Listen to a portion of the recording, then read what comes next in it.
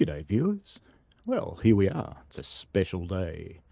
Streaming on a Saturday, and a Sunday, and a Monday. And, just found out, all confirmed, getting featured on UK Monday, Australia Tuesday, on Ralphan TV, which is cool. So good morning to you, good evening to you, good afternoon to you, whatever it is around your place of the world. Hope you're happy. All right, so Train Simulator Classic has dropped, and I got to say I really like the artwork that comes with it. It's cool. In fact, it's actually my desktop background. Kind of like it that much. But anyway, let's have a bit of a look around in here. So, the game itself hasn't changed. The artwork changed, the name changed, but the game itself is pretty much the same thing. But if we have a look at our route package. Actually, I should point out everybody gets the update to Train Simulator Classic for free. If you own it, you'll update. If you haven't yet, it's probably coming. You should have by now. Anyway, there is also a route package that you can opt into to buy, which includes Tehachapi Pass, which would help if I spelt it right. So it includes Tehachapi Pass, which has the Union Pacific GE AC 4400, the ES 44 AC. Good morning, Jonah. Stay for as long as you like, mate. And g'day, Chicago. Hello, Ferramero. Welcome. I'm just starting to pop through what's in the changes. So we've got the new route. Well, actually, it's not a... Is it a new route? I think Tehachapi Pass actually is a new one, isn't it? Well, it's new to us anyway. It's new to Australia. G'day, British Ace. It's definitely new to Australia because we didn't have BNSF stuff. I'm not actually sure if it's new to the other parts of the world. But in this one, you get the GE AC 4400 CW, ES 44 AC, the SD 70 ACE, and a GP40, and an ES 44 DC in BNSF. Hello, Neil TV8. How are you? I've got the cast of thousands today. Excellent. There's heaps of rolling stock. There's 6 career scenarios, and we'll have a look at a couple of them shortly. Hotbox Part 1 and 2, Higher Priority Part 1 and 2, Bakersfield Shuffle, Light Then Heavy, and there's 3 rail fans at Caliente, Wailong, and Monolith. Wailong is the Tehachapi Loop. I kind of like that they've split the really long scenarios into 2 because it gives you a chance to play and go and do something else and then come back. Now, the next one that you get is... It is... this one. Leipzig Dresden, which is an extension on Riesa Dresden. So if you've got both, you get some extra long scenarios as well. In the Bahnstrecke Leipzig Dresden. I'm not doing very well today, am I? I should just go back to bed. But anyway, if you've got both routes, you can play the big long scenarios that come with it. And that's a iced tea from Dresden to Wiesbaden. And there's RE50 services from Leipzig to Dresden, and that's split into 2 parts. There is Talent 2s going from Euston to Halle Nietelben. I'm murdering these German names, aren't I? Glad you're doing well, Neil TB8. That's excellent. Hope everybody is. And we also have another Talent 2 from Leipzig to Stotteritz. And there's Leipzig shunting. There's a freight to Riesa. And there's railfan scenarios that you can look at in Engelsdorf, Stotteritz, and Euston. And there's an extra scenario called Bonus, which is an Ice 2 from Leipzig to Dresden. The other one that comes in the package is WCML South, West Coast Mainline South, London Euston to Birmingham. And with that, you get the Class 390 Pendolino, which looks really cool, got to admit. The Class 221 Super Voyager, and the Class 350 Desiro. And there's updated signalling along the route, so this isn't a new route, this is an updated one. And it's 113 miles long, which is pretty amazing for a game, to be honest. That's a lot of driving and a lot of setup, and I'm amazed they built that thing. Yep, that's right, Ferramero. You can drive through both if you own both. I have to admit, technically, I'm not quite sure how that works, but it does work. But anyway, it's all good. There's 41 stations on this route, and you get 7 new scenarios. So there was a bunch already on West Coast Mainline South, but you get 7 new ones, and it's 5Y10 Learning the Road, New Street to Euston, Liverpool Lime Street, London to Euston, and Milton Keynes Central to London Euston, Coventry to Birmingham New Street to London Euston. Why can't I say Euston? It's such a simple word, Euston. Anyway, East Croydon to Milton Keynes Central, and London Euston to Birmingham New Street. And there's a Cannock Freightliner Terminal to Felixstowe South. And there's rail fans at Bletchley, which is where the Bletchley project was, which was one of the game changers in the World War, being able to decode what the other side was saying. And there's Birmingham International and South Kenton. I always love the international train terminals. It always seems kind of funny. What else have we got? There's a whole bunch of update notes, which I'll have a look at a little bit later. But let's go and have a look at some routes. We're going to start with Tehachapi Pass. And I'm going to start, this is weird, I'm going to start with a rail fan scenario. Because I want to have a look at the loop. Because obviously I want to play something in each one today, so we can't go really long. Let me scroll down to my details for Tehachapi Pass while that's loading. So the fixes they made to this one, they tweaked the brakes of the ES44AC. Welcome to Railfan mode. Yay. Now you know where I want to be for Railfan mode. I want to be up. Because I want to see the whole loop. Because I can hear a train coming. Let me know if that gets a bit loud too. We'll see. I'm just turning it down for me. And if it gets a bit loud for you guys, sing out. They've fixed the ES44 DC brakes. So that's the AC and the DC have had fixes there, which is cool. Ferramero says that honestly rarely does railfan scenarios. I always want to hop in and drive. Yeah, I do too. But I wanted to see the loop and I wanted to show it off because it's kind of cool. In fact, I might go around the other side of the loop, actually, because this side of the loop, you can't really see what it is. This is a cool problem-solving construction. And when you see people on a model railway and they've got tracks that go over each other... Hello, Tracy. Welcome. When you see a model railway with tracks that go over each other, it really does happen in the real world, because this is a real track consist. So we've got 2 trains coming into the loop that will pass over each other. In this one, they've updated the scenarios with new containers, and you can see one of the new pink containers down there on the right. Thank you, Matt Pedalston, for putting more pink in the game. It changed the prominent green textures to a less noticeable one, and I have to say that looks quite nice. For a game engine that's 15 years old, then it's pretty good. This sort of game engine. And we've got, what else have we got in here? Distant mountain textures are redone. And Jonah says, when riding Amtrak, this loop is one of the highlights. I'd agree with that. And Tracy, yes, some of the trains are AC and some of them are DC. There's just so many funny jokes I could make about that, but I always promised myself I'd be inclusive, so I won't. What else have we got? I should stop distracting myself.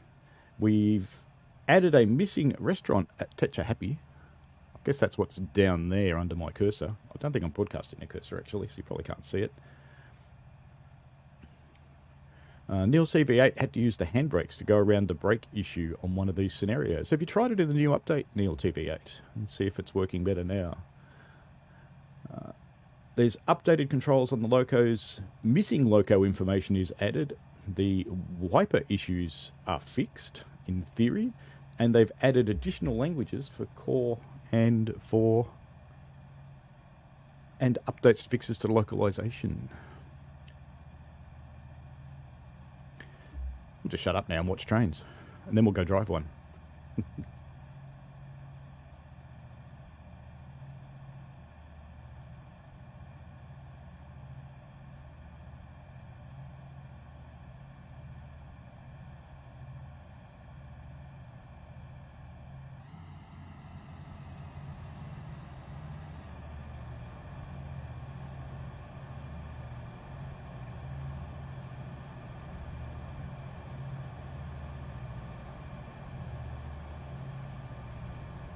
You haven't got the game installed, Neil TV8. Well, in that case, you won't have got the update to TS Classic either. But that's okay.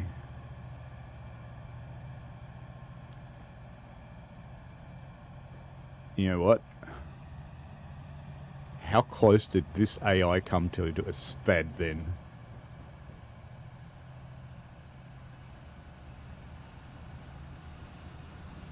How close is that? Oop, he's going through it. Uh-oh.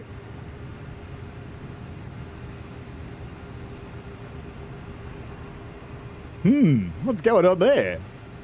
He's going to just miss the other train, but that's unique.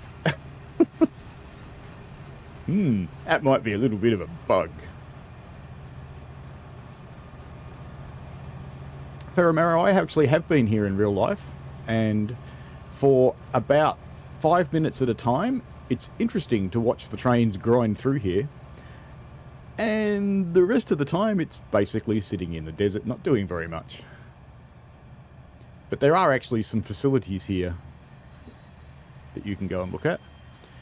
Isn't that interesting? That one's yellow, and that one's red. That's got to be a bug.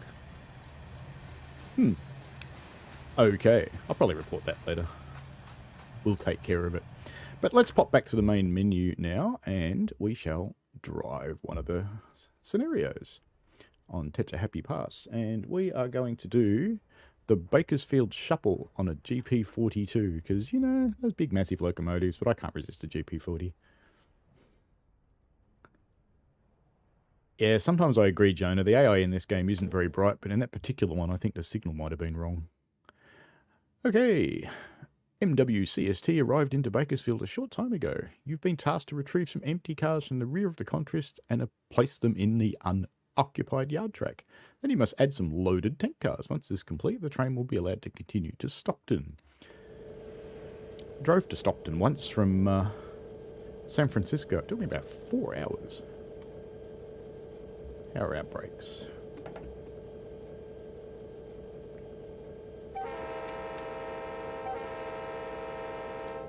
It's a noisy one. Get this moving. Put some headlights on.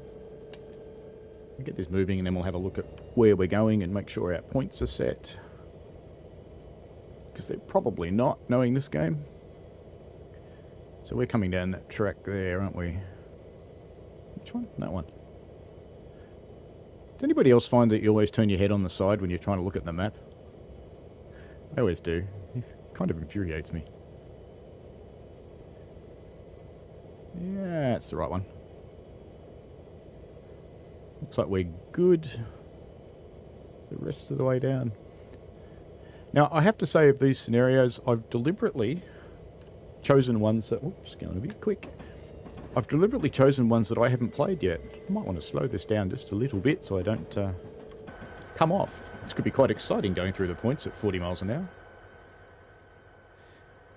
Maybe I'll just let it do that. It's not as though I care much about points anyway. Let's see how many points I can lose. It does look nice around here. It's all modelled quite nicely.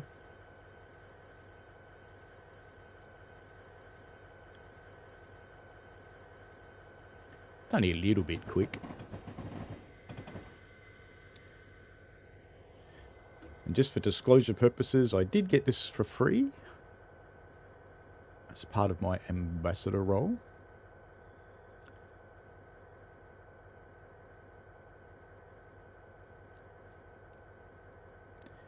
Get a bit more independent brake on, which should start slowing us down eventually. Wow, these locos don't brake much at all.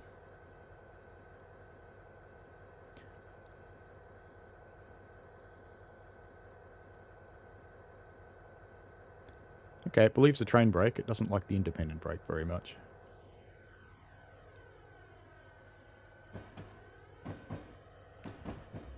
I think I have to go all the way down to that bridge down there anyway.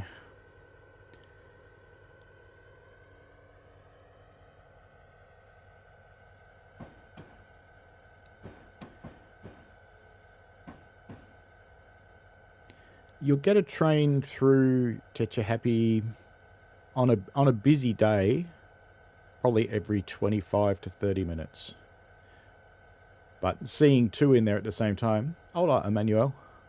Seeing two in there at the same time is not usual.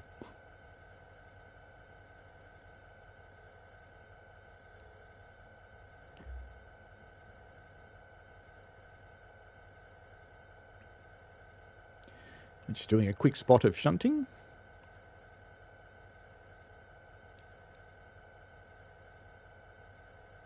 Distant mountains do look quite nice. It's got the usual issue of flickering trees. I run RW Enhance, which helps with the flickering trees and the sky issues a little bit, but there's still a bit of it. But as I say, it is magic for a 15-year-old game engine that's got its roots in a 20-year-old game engine.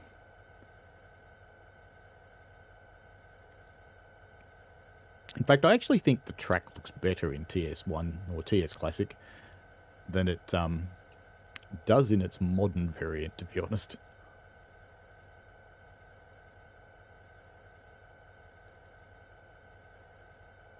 Still a little bit too much pop-in TSW.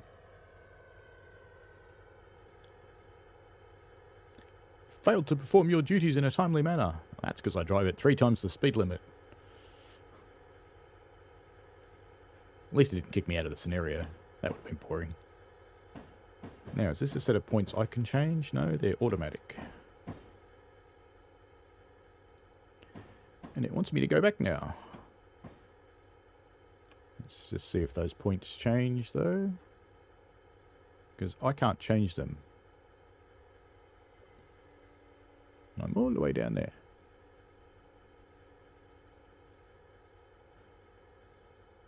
Maybe it doesn't want me to change those ones. Did I go too far or something? Where's my train? Oh, there it is. I went too far. That's why it said I didn't do it in a timely fashion. Because I'm a nong. Cayman A would love more cloud options in TSW2.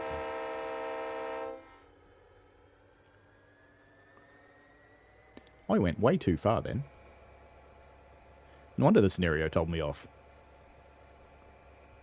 I just hope there's no red signals. No, I think we're safe.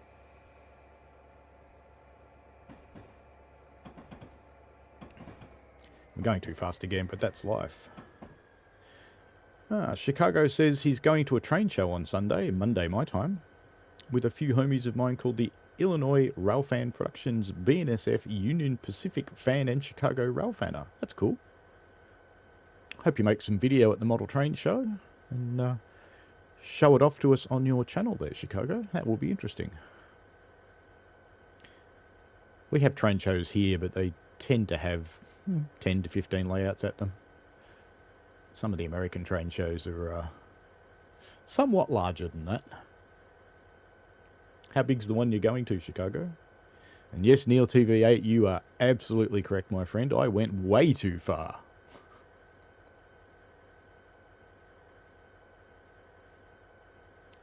Have I killed some points for him, Arrow? Hopefully not.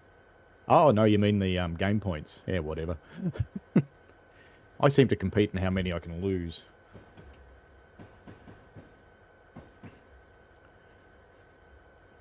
I don't know if you guys keep up with the Railfan TV announcements, but one of my videos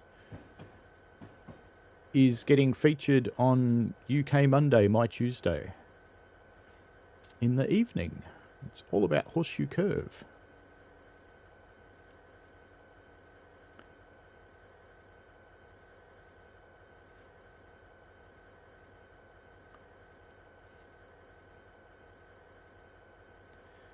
And Chicago popped up a message and then quickly retracted it.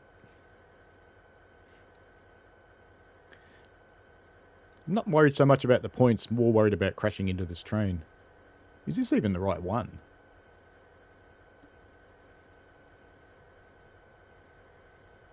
Because that says couple up in 1.13 miles. Have I done something really dumb here? I think I have. Couple empty cars.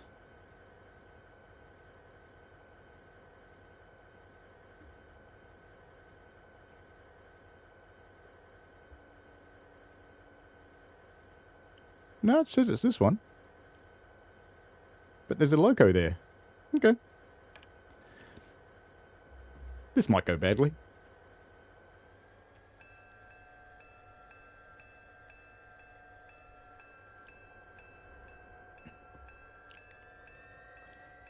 I promise Monday's video goes better than this. I'm still not 100% convinced this is actually the right train, but we'll see. We'll see.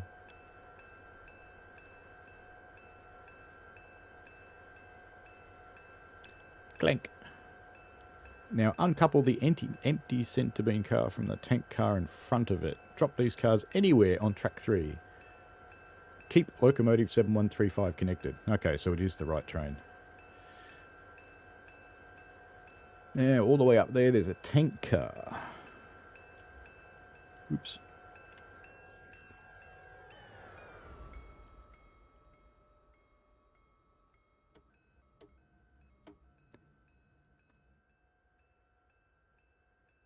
Eight 55287. That wasn't the one it wanted, was it? Cars. That's it. 362652 through to 855287. It is that one. Is that the right number of cars? That looks roughly the right number of cars. Let's just take this one and see what happens.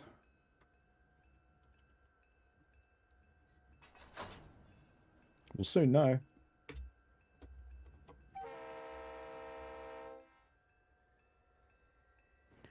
Bye, train.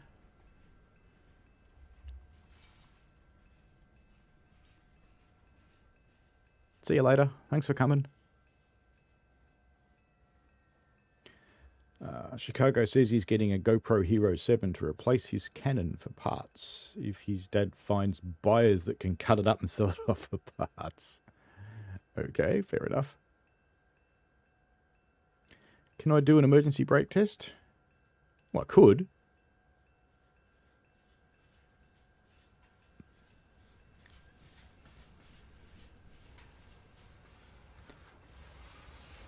How do you do an emergency brake test without putting your train into emergency?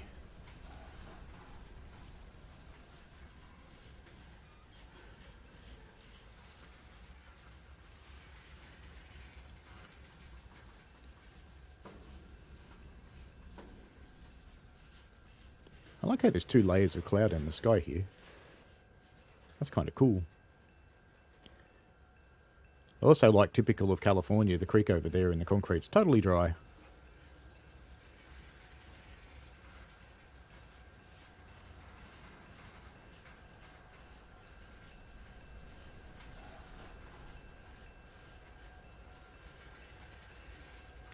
I'll stop it, then go into emergency. But you're still going into emergency then.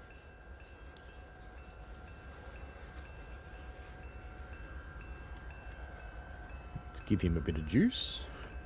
Now, yard track 3 is bypass. That one is yard track 3, the next one over. Good-o. Let's make sure all of our points are set for that. So that's that one. And we'll set that one in a tick.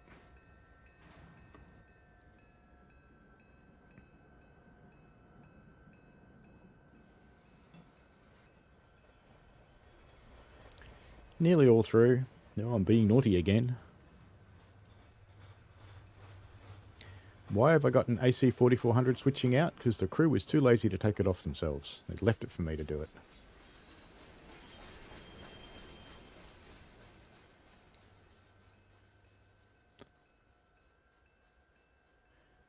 Just applied a minimum reduction of the brakes that hopefully will get us past these points. Looks like it will. Now we can go and do a full service. I'll just let that do its thing and we'll change these points here.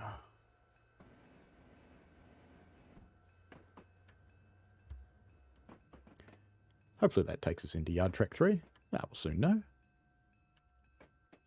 It's the cool thing about not having played the scenario before. Have you stopped yet, train? No, you haven't. Taking your time. Well, don't go through the signal. Come on. Come on. You can do it. You might get your emergency brake test yet. Oh no, there we go.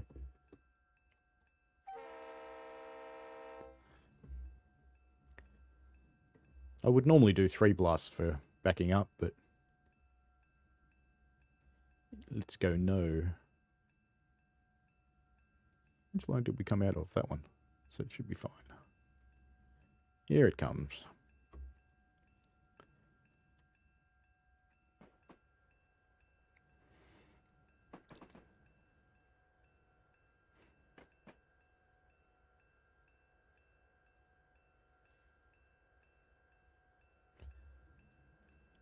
And our task is to just drop them off, and then we have to go and get some tank cars.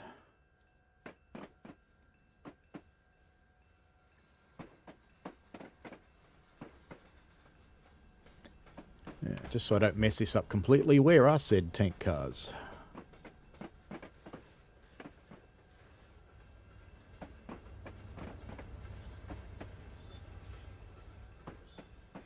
It's track 5. So that one would be track 3. So that one's 4, so this one must be 3.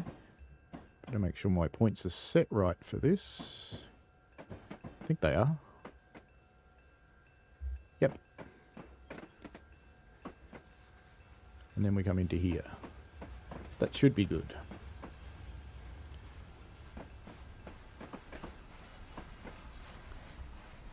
Should keep the bell on the entire time when you're shunting, but yeah, whatever. It does get a tad annoying.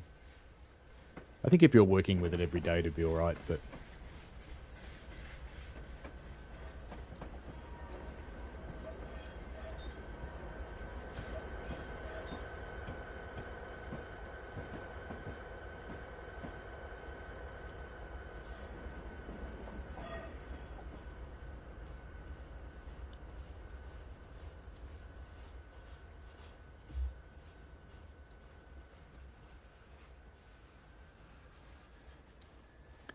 Need a bit more oomph.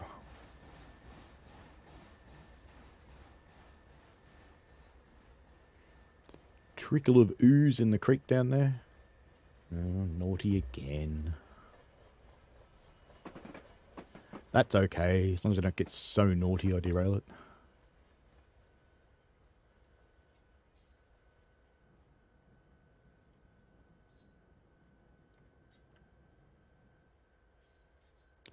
Need a taxi? Call Guru Cab. Excellent.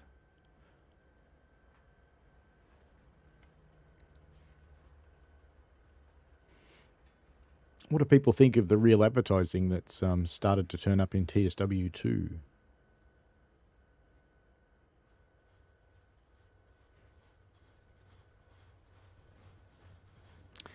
And Chicago can't wait for tomorrow's Mariah's Pass stream.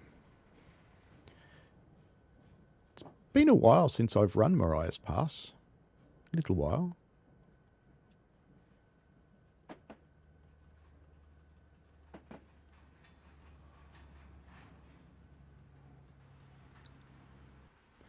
I guess that's our tank cars all the way over there.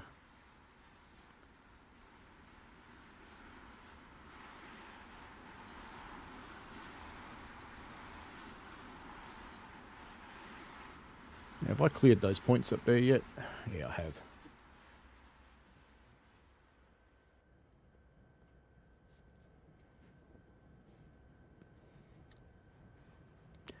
So we'll just drop these off here somewhere, wherever it stops.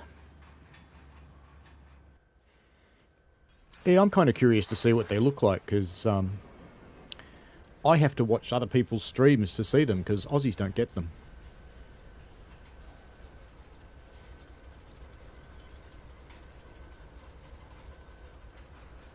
Anybody'd think I planned to stop there. So close.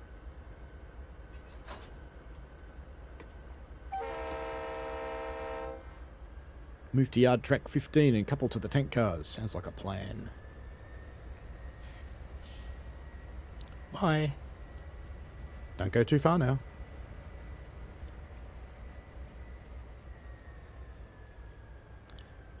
Now, just while he's doing that, let's come back up here. So that's 15, because that's the only one that's got any cars on it. So I'm going to follow that around and set all my points. What do you do, folks? Do you set your points on the map, or do you drive up to them all and set them? Here's my little train. So we're all good. Next set of points he goes through, we'll stop.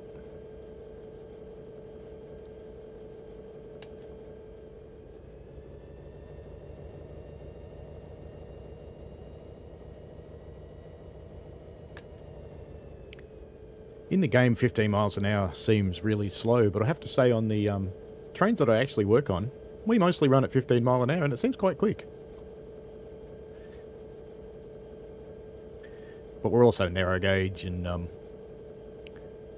not massive trains and lots of very tight curves. And the landscape's very close to you because it's a mountain railway. Nearly there. What else do we get to see in this loco? Can we open anything? No. Can push buttons. We can press. Oh, we can press the emergency buttons. Can we turn on number lights and things? Oh, can. Do they work? We do. Shouldn't be so surprised, should I? Can we open windows? No.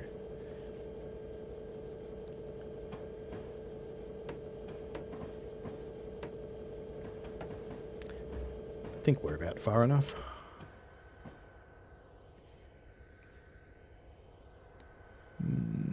Is it gonna... It's gonna stop too early.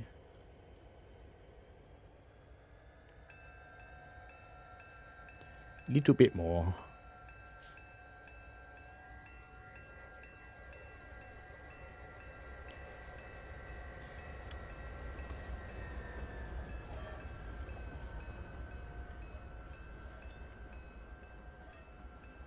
Change over. Did they? They did. Alright, let's go get some tank cars.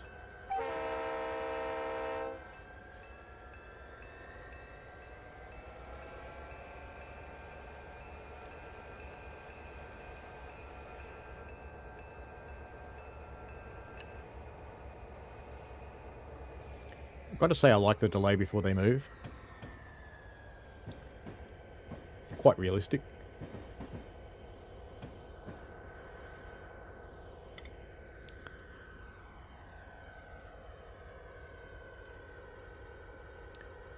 I think we might kiss some more points goodbye, given I want to run something from each route.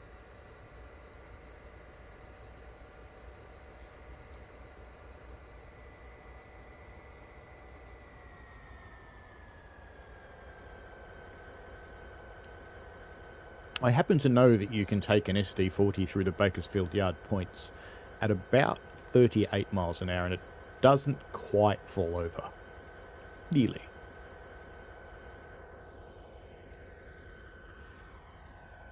Imagine working here at night time in the dark and falling in that creek. Felt like we're in jail for a moment there.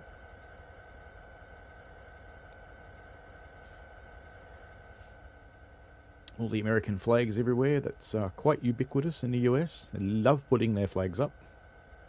Very patriotic people.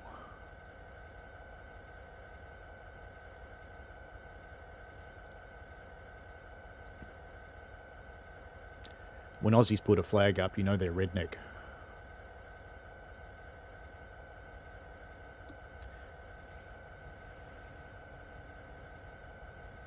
Yay, it's going the right way.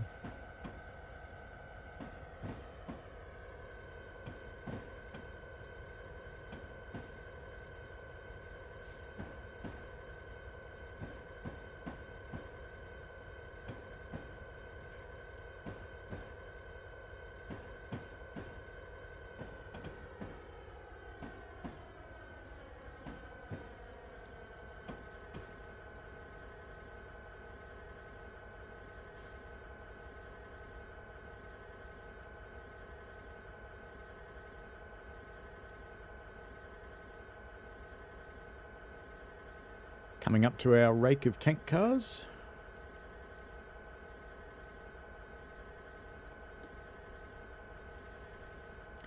Now, depending on the era this is set in, we've got auto racks, so it's maybe the 80s. Clank. Now attach these to the rear. Lovely.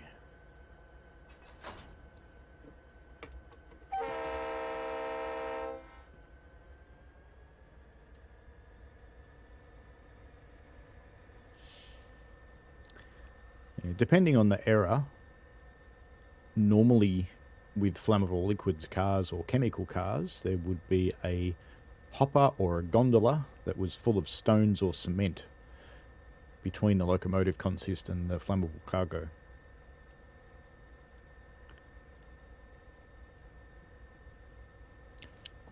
And I heard the other day someone explain that on one of the streams, and they said that they started it in the steam era to stop the sparks blowing up the petrol tankers. Well, no. It started in the 90s after a really major derailment. It's nothing to do with sparks from the engines. It's about keeping the deadly stuff away from the crew.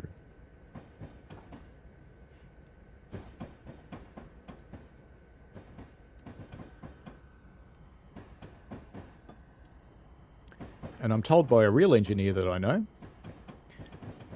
who often does shunting work, or switching work as he calls it, that even in switching, they try to keep a buffer car between them and the other cars.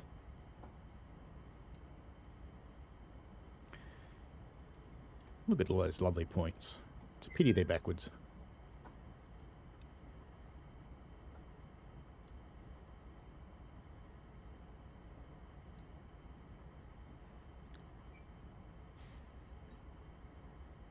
See, if I was sitting down here in Bakersfield looking at those distant mountains, I'd be going, you know what? Let's go to Yosemite. Such a beautiful place. If you ever get the chance to go there, I highly encourage you to do it.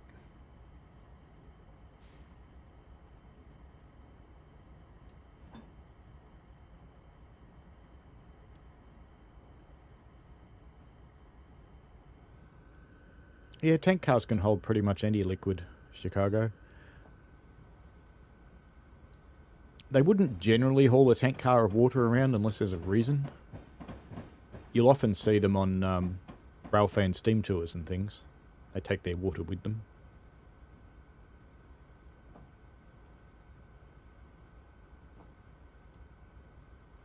I don't think they'd have plastic pellets in a buffer car, Chicago. Sand, yes. Rocks, yes. Concrete, yes.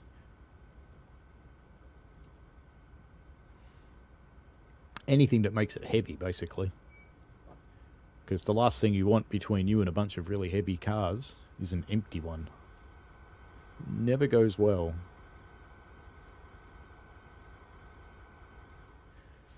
How's our friend the signal down there? He's green. Very good.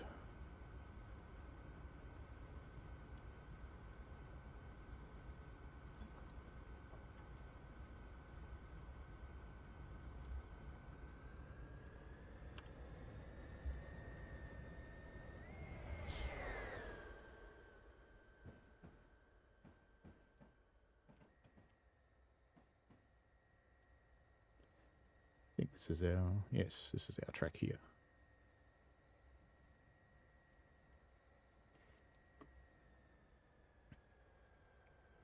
There you go, the points again.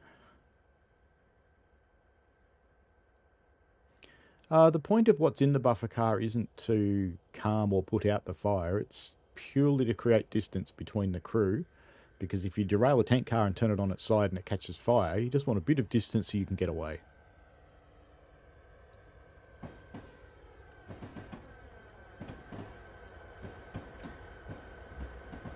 And if they had a shunting incident where they hit one a bit too hard and cracked it open, it also gives them some distance.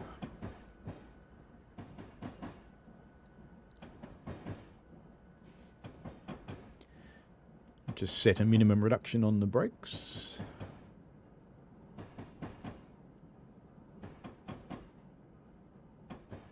And much like reality, it's having almost no effect whatsoever.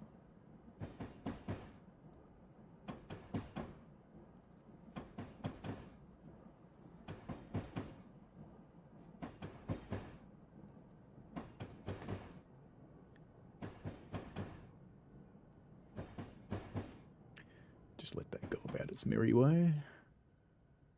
Oh. Strange animations. Just let that train go till it stops. Come up here. Now this is the worst place to be switching from on the ground because you're in the shadow, which makes it very hard for the people driving the loco to actually see you.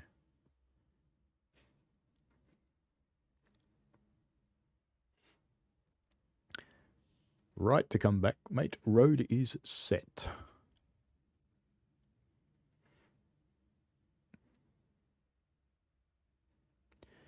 In the past, a switchman would have quite happily ridden that rear car, but I don't think they do that anymore.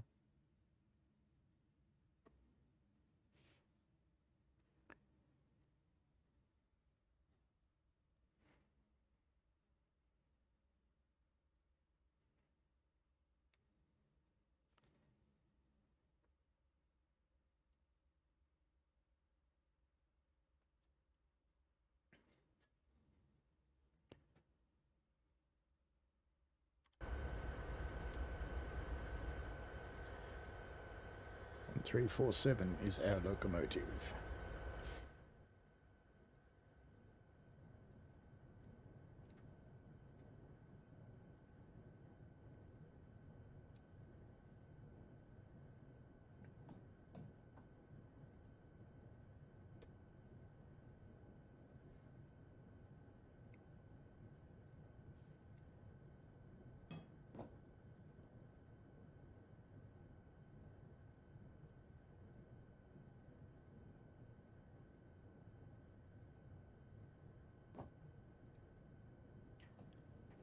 One 377, 10 car lengths, bring your speed down.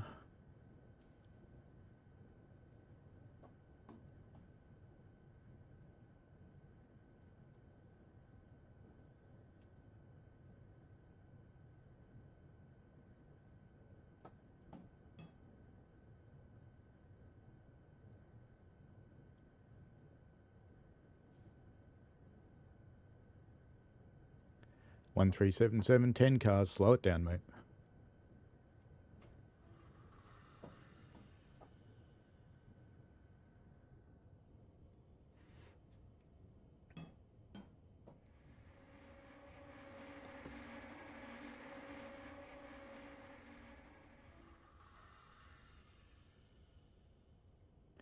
One 377, 5 cars, good speed.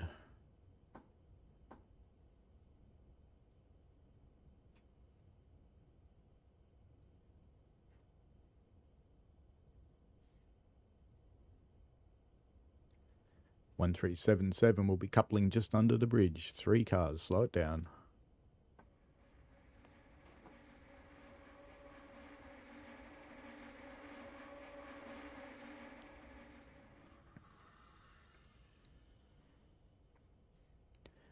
One 377, 2 cars.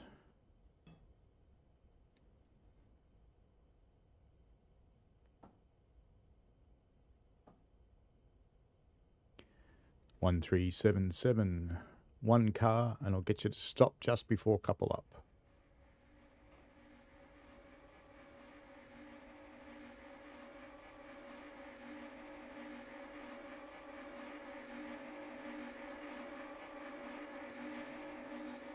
Red light 1377.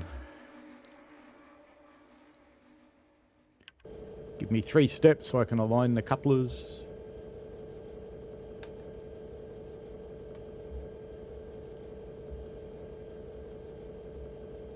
Three step, if you've never met it before, is fully apply the independent brake, center the reverser, and switch off the gen switch. Oops.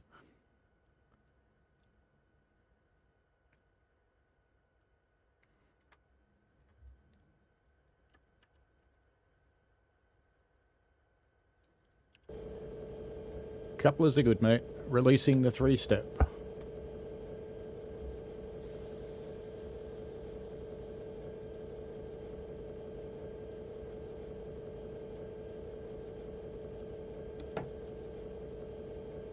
right to come back.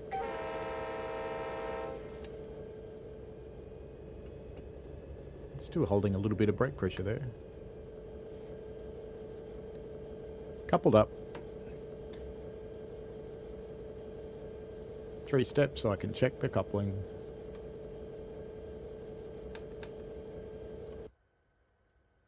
Did we couple? No. Releasing 3 step, you didn't quite get there.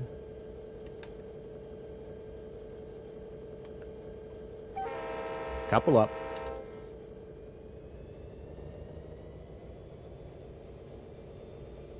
Why haven't you released the brakes? Naughty train.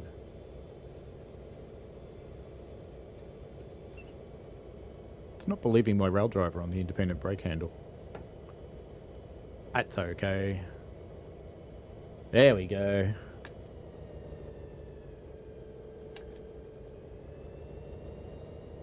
Let's get this train really long. There we go. Alright.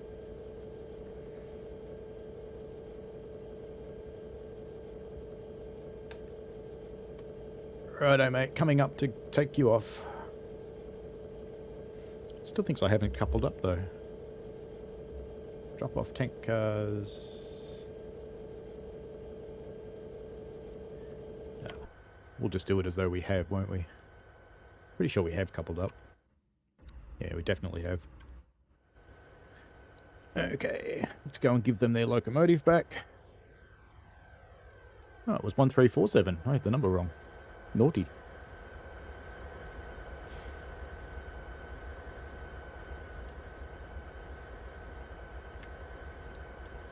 Keep forgetting it's not TSW2, you have to click the couplers. Okay, return locomotives 1344 and 1347 to yard track number 5.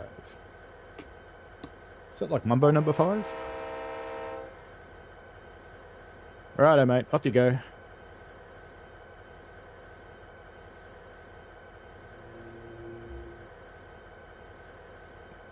You can go now. You don't want to, do you? Why don't you want to go? Because I'm a nong. There we go. If you want to have power, you have to turn it on. Hello, Viva Vitti. How are you? Welcome.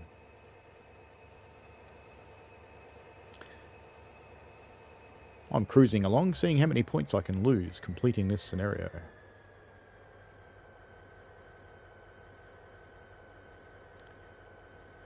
I'm sure we've had negative points so far. And we are in Tehachapi Pass. Well, not in Tehachapi Pass. We're actually in Bakersfield on the Tehachapi Pass route. And we have a bunch of happy people in the chat. Well, they seem to be happy anyway. Alright, we'll leave that doing their thing. Let's go back into the yard and figure out where yard track 5 is. It's 14. That one's 5.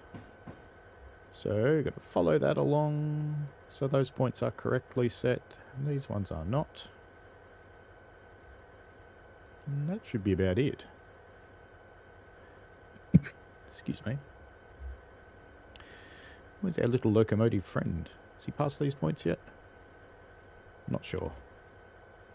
Yes, he has. Very much so. Set those.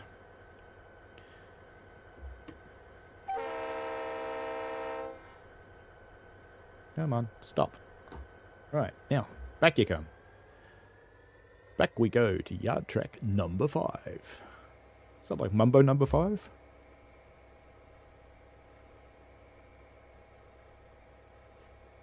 No, I'm not going to sing. It's okay. Don't get scared.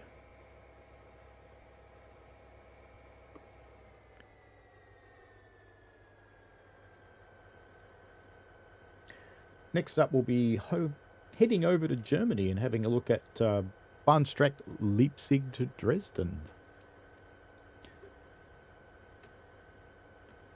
And just while we're finishing off this one, there's a ton of updates that they did to this particular route. They updated the Dresden to Leipzig route, and they've put on this big additional chunk of route that's joined up to it. And the stuff that they've done, they being DTG of course, they have updated signals on the route. They have fixed the scripting for the route, which is cool. They've added branded containers. They've added VVO branding for the Doppelstock and Talent 2. And they've added more destinations for the IC carriages, which is a nice thing to have for the people who like making their own scenarios. They have added LZB track variations, updated localization, which means it works properly in other languages. They've done tree replacements between Riesa and 10 miles to the east. They have resolved some problems with quick drive. They've fixed a bunch of AI formations. They've added more variations to freight. I'm just making sure this is going to go the right way. Looks like it is. And they've improved the level of detail distance, fixed some missing lighting. They've improved the DB189 LZB issues. I like the way they say improved it. Good night, the British Ace. Ah, St. George's Day. It's not one we celebrate in Australia, but happy St. George's Day. Our next day of note is Anzac Day, which is on Monday.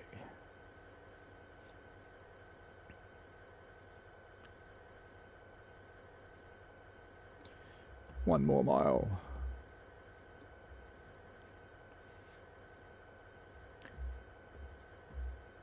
Rail driver's not talking to the loco. Oh, that's because I'm on the other screen, isn't it? Going through my list. I keep forgetting. On TS, you actually have to be on the right screen, because that's how rail driver works on TS.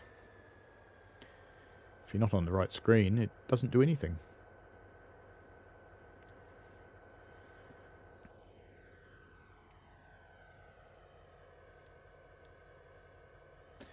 What else have they done? They've fixed a bunch of stuff. There you go.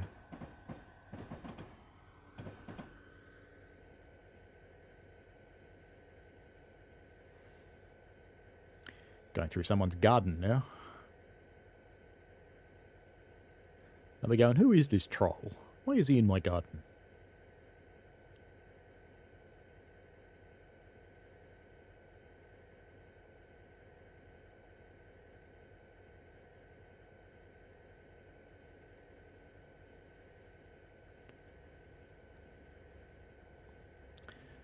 Bakersfield Yard does look so empty, doesn't it?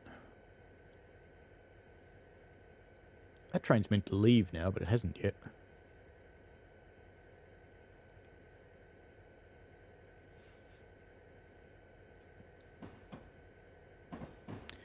Indeed, the British Ace, lest we forget.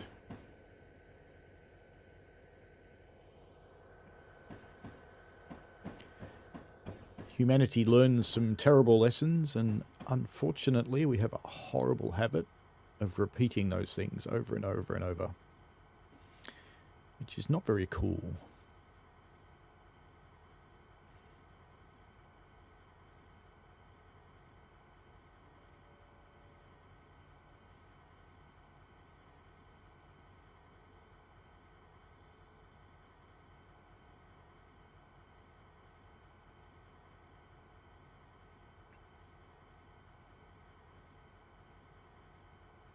If you ever go to an Anzac event in Australia, you'll be amazed how much of each community actually turns up for the dawn service.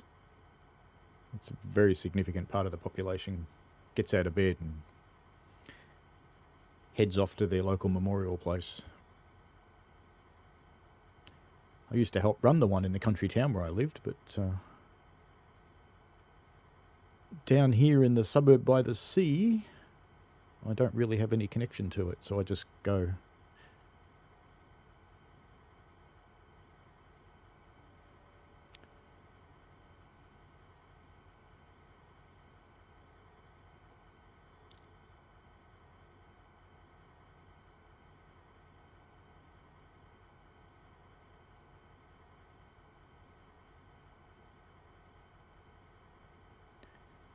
Almost done.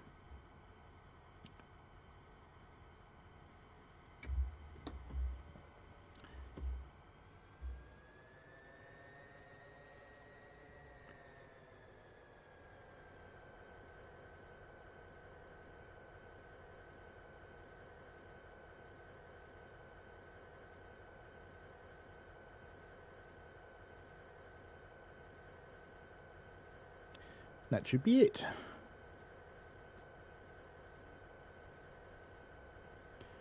Very good. Start turning off our lights since we're not needed anymore. We can start shutting the train down.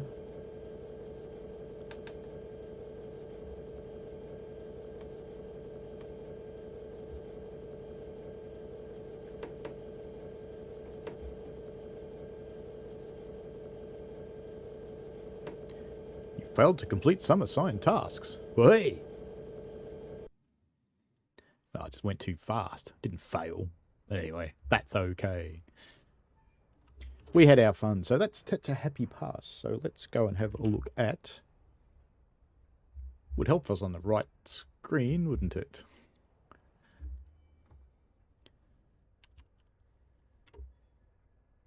Search away. Oh, that's searching in the scenarios. That's not what we want to do. We want to search in the routes.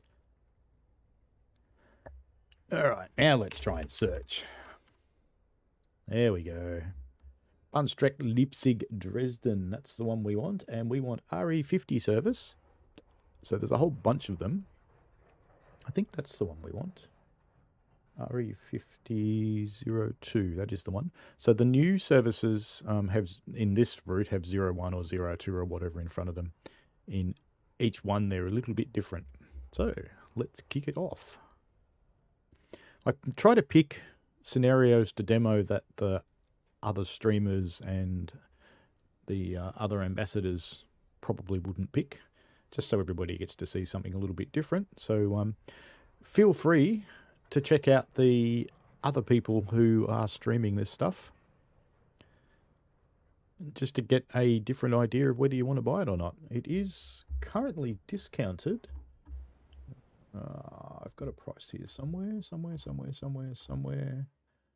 Australian, it's $32.95.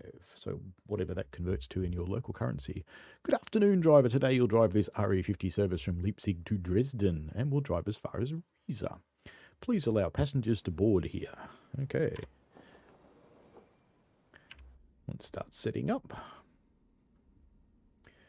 So we want to go into forwards. Do we need to turn the key in this one? No, it doesn't look like it. And tempomat we'll set for 4. We can't do the tempomat yet. Fair enough. Headlights. We're going to want some wipers because it'll start to rain. Where are the wipers on this one?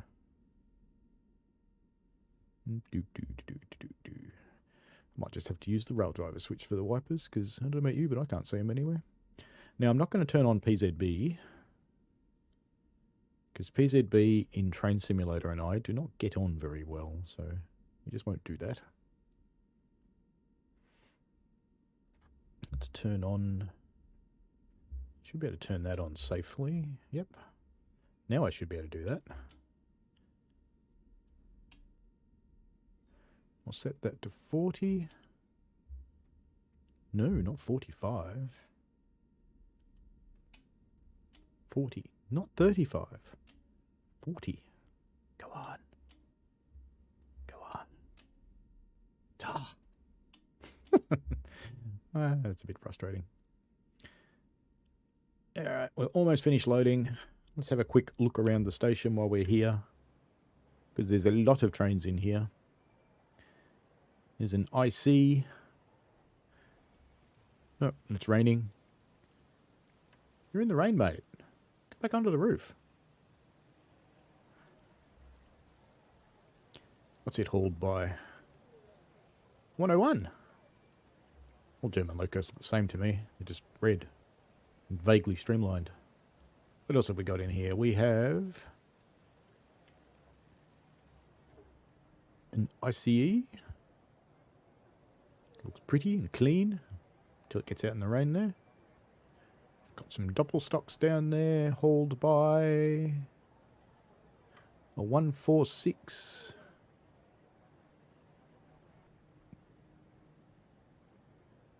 More of the train we're driving. Ooh, cars. I wonder if these were platforms originally. I guess they were.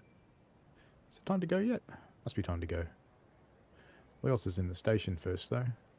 Any more trains that are interesting? Nope. That'll do. All right, let's jump in. Rain. Rail driver. Brakes off. Looks like it's good. Looks like the doors are shut, so let's go.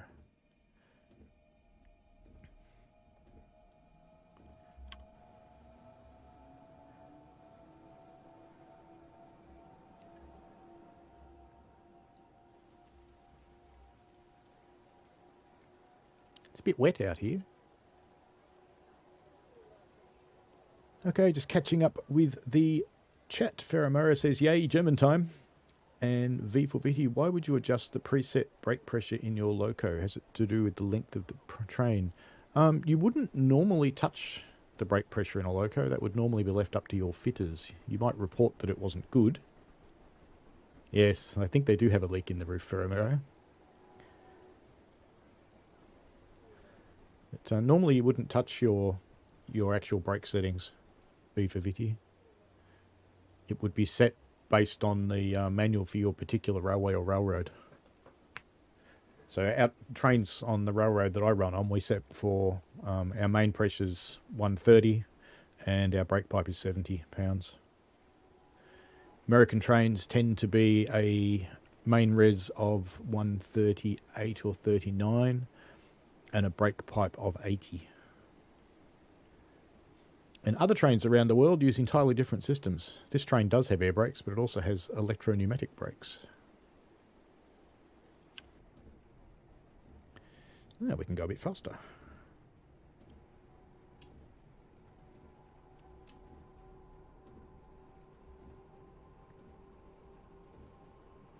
I'm just using the tempomat control. That's the thing I turned on here.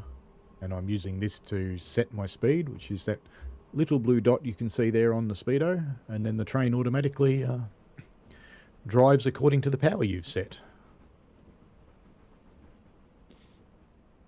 And we're going to Leipzig-Engelsdorf, and we can go a little bit faster again. You can use the mouse, like I was, to control the tempomat controller, or you can use the Y and C keys. Y and C is universal across most trains in Train Simulator that have some kind of speed control. Not all of them, but most of them.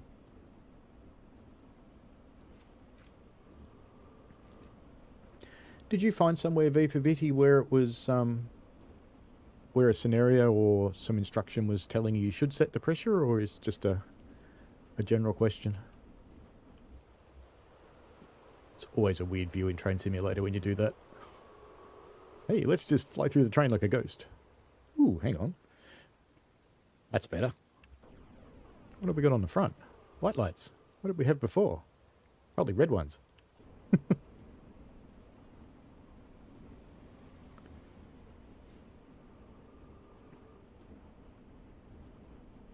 I'm a little bit partial to a passenger service, I have to admit, because they give you something to do. Should we try the horn? It'll be a clown horn.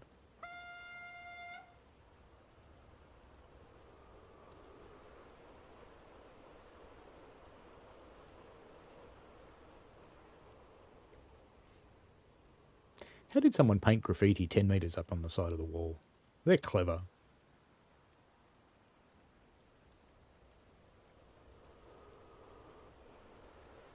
Route looks nice. Colourful Bavarian buildings. Nice little market garden over there on the left.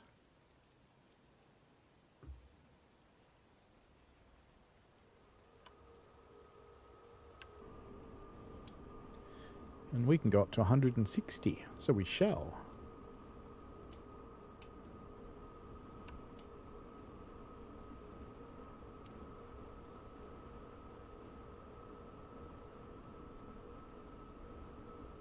Maybe a bit more power to get up to 160 too.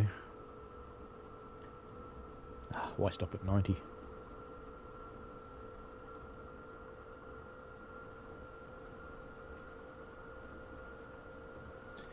Yeah, I think that's why Ferramora.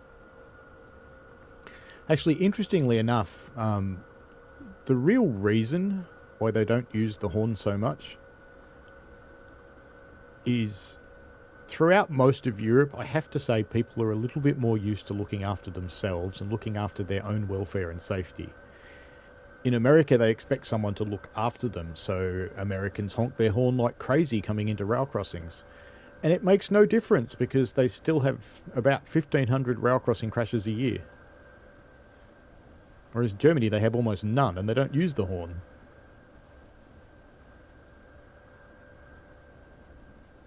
What's this coming? Talent 2. Nearest thing you'll get to a tram in the game. Look, we were supposed to stop. We didn't stop.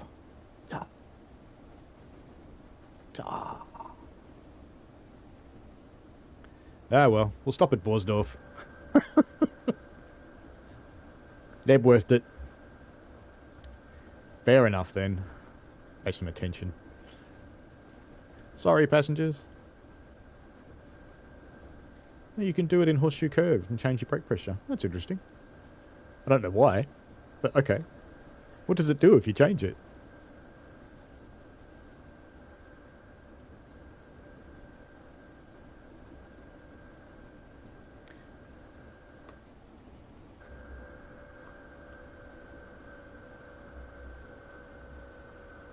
And while I can go up to 200, I'm not going to because I have to stop. And this time I'm actually going to.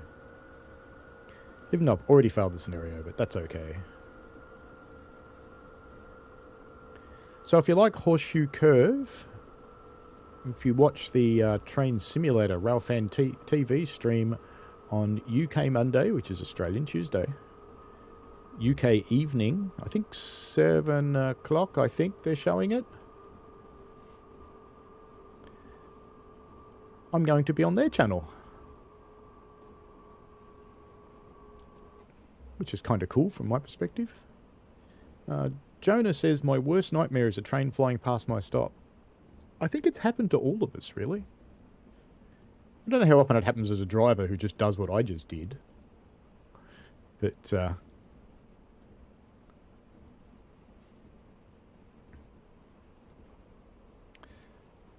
yes, it does happen.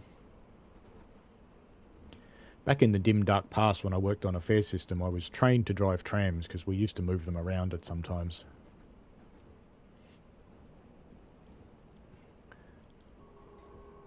And I know that tram drivers can get called and get told to skip stops because they're running late. And they can also call in and say they're full, so they'll skip stops that no one wants to get off at because it's not safe to put any more people on board.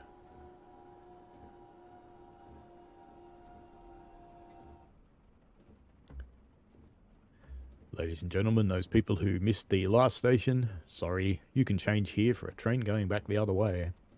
It'll be along any moment now. There's some good shelter here to keep you out of the rain. None of these people seem to want to use it, but that's okay. I always love the way the TS people stand.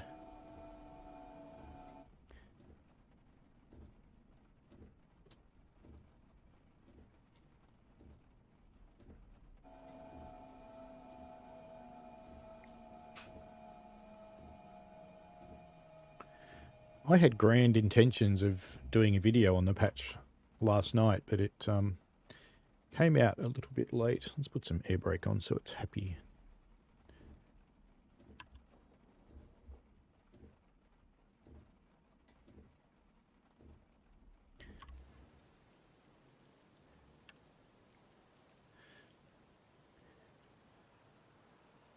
This is my favourite character in TS.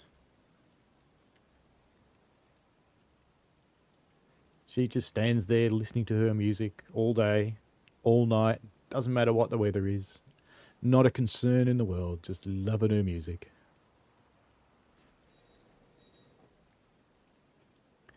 Yeah, apparently we can leave. And I got a timeliness bonus. Ha ha! For skipping a station, I got a bonus.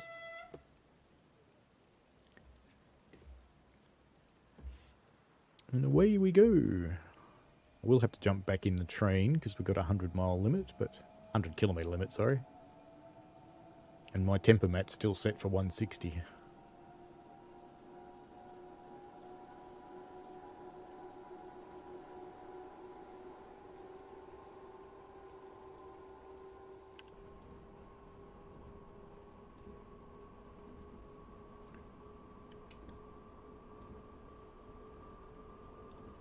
Will I beat it there? Yes. Gone on to another part of the route. Where did we go? Ah, fair enough. We're allowed to do 200. And we're stopping in 13 kilometres, so it's probably worth doing 200.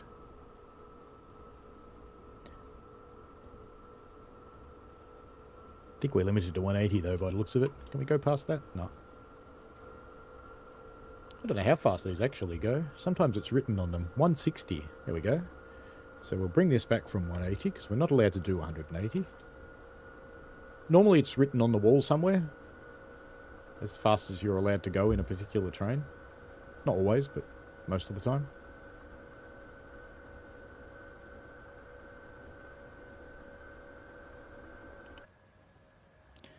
And Ferramera was running the Acela on the Baltimore route last night and was confused why the background for the game changed, but didn't realise it was the TS Classic update until today. There you go. These things happen.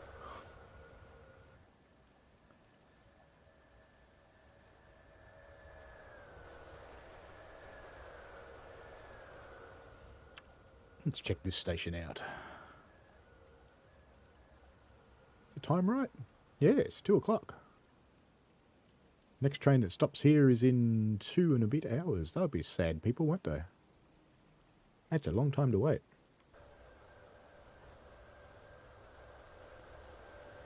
We have some round tractor poo over there.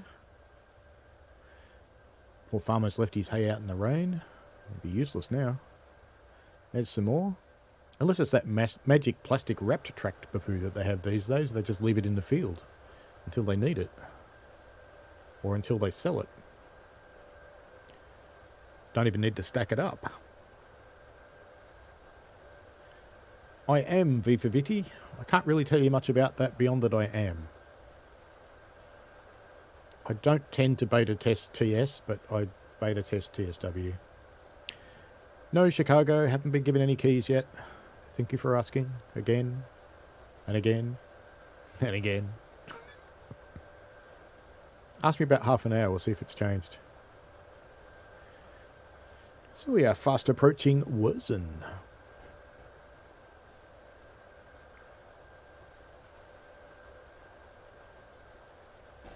Can see some happy passengers sitting in our train there. Not expecting some creep to be outside looking in the window at them.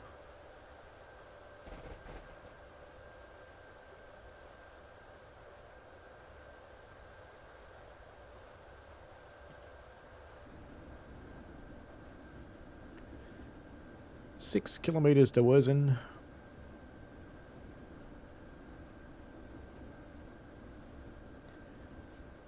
She seems to brake pretty well, so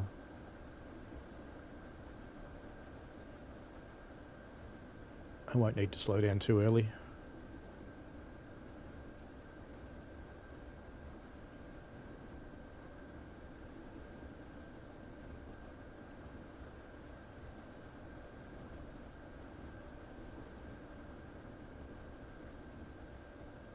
This route looks alright in the rain.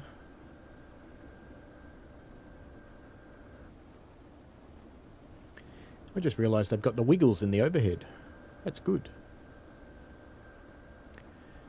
When they used to string overhead, when they first started doing it, it was always dead straight. But that, of course, cuts a hole down the middle of the pantograph. So now they wiggle it to even the wear.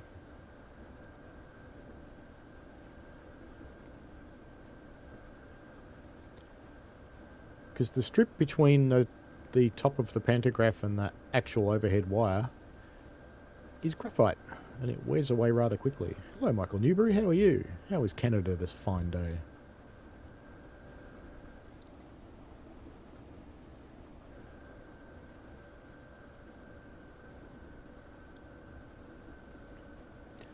We're driving in Germany at the moment.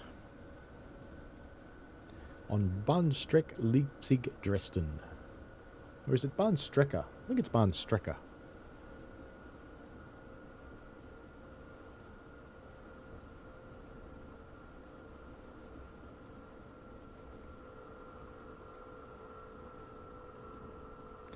I've got a warning of a 60. Let's get our speed down.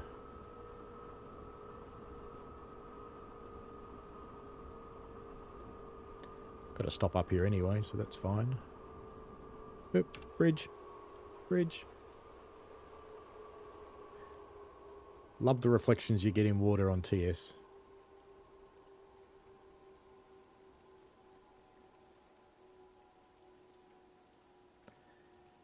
I do miss those reflections in TS2, have to admit.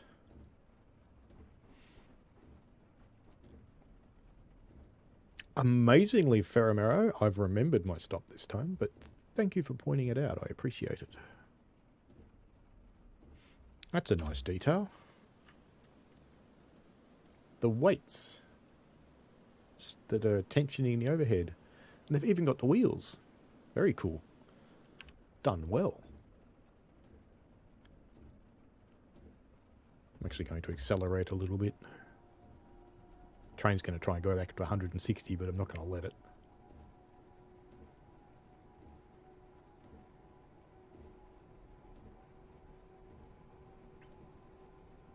Now we're transitioning into a 60 zone. The next zone is an 80 zone, and we have our stop for Euston coming up in just a moment. And Chicago would like to win a key for HSC because he's only won once, and that's not really anything. If only won the Harlem line and the Swiss S-Bahn, it'd be way better. The joys of random. Be thankful you won once, mate. The other people that entered didn't win.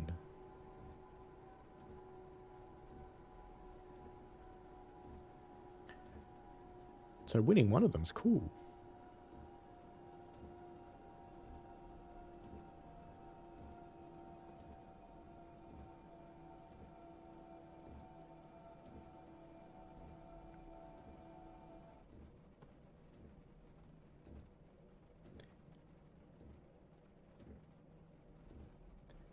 There's our headphone lady again. She gets around a lot. Everywhere you go, you see her. And the man on the phone, he's always on the phone. There he goes. Do you think he's talking to his other self?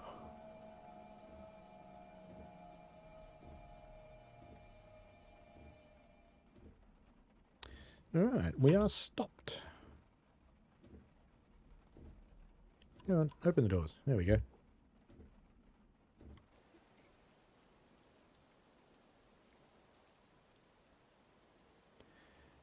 Hello, Don Rusty Rails. How are you? Yeah, it is a bit of an old engine. Now, admittedly, I'm running RW Enhance, which makes it significantly prettier. It really helps with things like the overhead wires, so you don't get the anti-aliasing issues that you do in the game. Timeliness penalty? Oh no! Better go full fang then. Can't go total fang though, because we're only allowed to do 80. So better bring that back.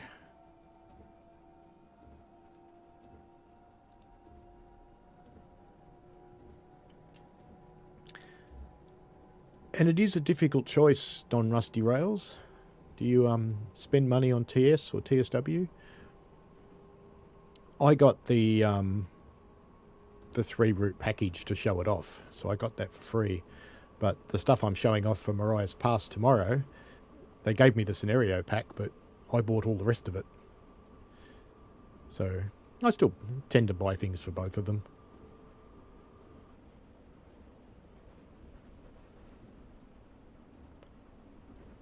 They're both good games, each in their own way.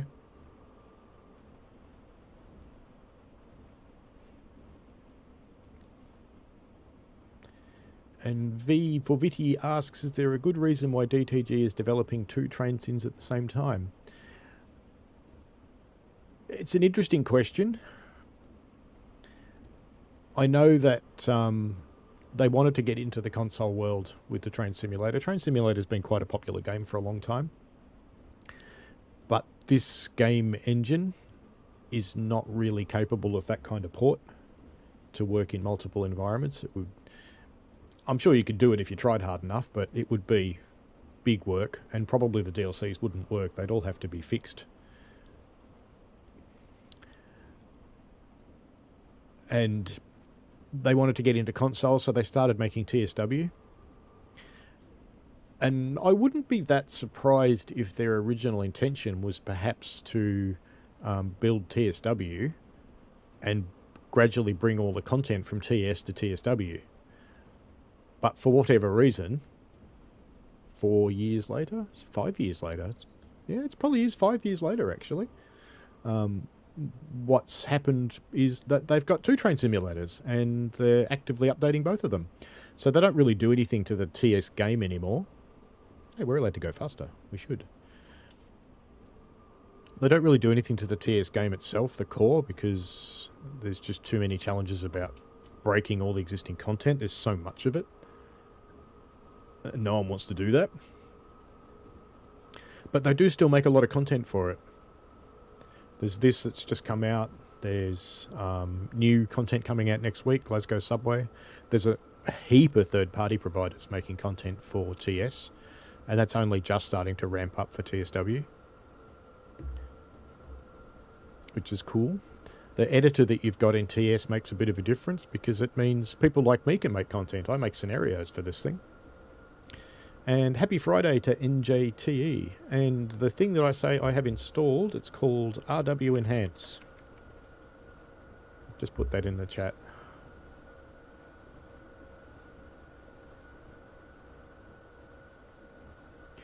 I use, I think it's RW Enhance 1. The cheapest version of it. There's a couple of different levels of it. There's one that only changes the graphics, and there's one that changes the graphics and the sound and a whole bunch of other things, and lets you control a whole bunch of things.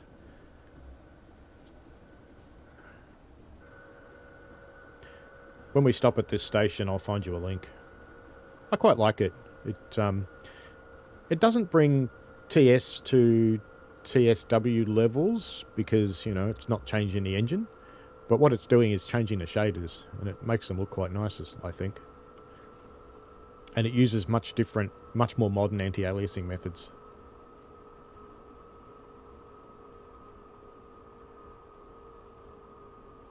Train. Let's see if we can get that elusive shot without getting bumped out of the way while we're coming to a stop in this platform. I think my face is going to hit it. Dunk.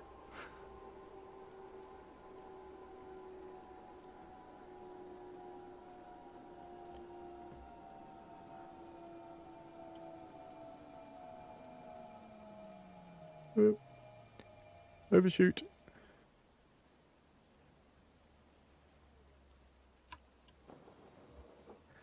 Sorry, folks. Hey, that's cool. Look at that. Oh, what do I do that for? Wrong key. The door on the platform opens, and that one's not sure, and the ones that aren't on the platform don't open. I like that. Let me find you that link while these people are loading.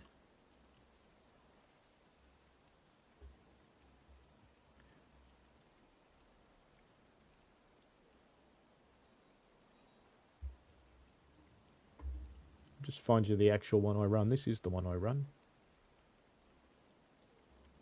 Just get rid of all that additional text that tracks people.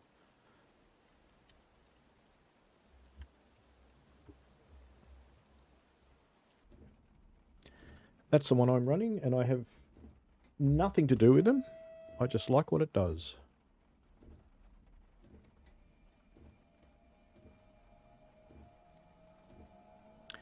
Now we're going to Darlin. go back up to 160. So we will. Let's go.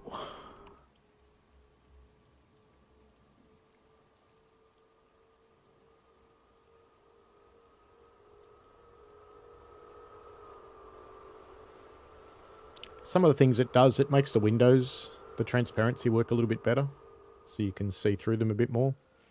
It does some nice anti-aliasing. You may recall if you watch some of my old streams that I used to get this horrible flickering in the up near the top right-hand corner of the sky. That's gone. I've never sorted out why that happens. It doesn't seem to happen to anybody else. But RW Enhance got rid of it, which makes me very happy.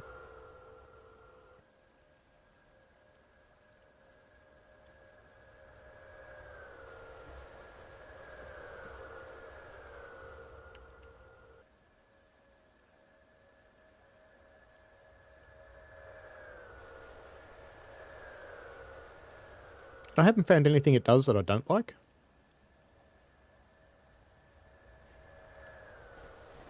No, this is the same scenario, Jonah. Oh, yellow lights. I think that was on my track. Or is mine green? No, mine's green. It's all good. It's all good. Right-hand signals in Germany.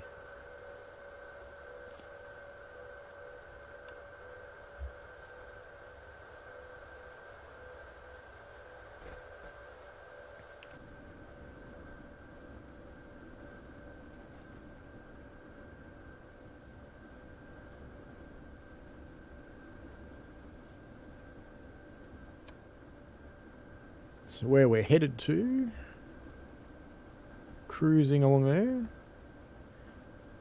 heading to, is it? No, that's not it. There's our next one, Darwin.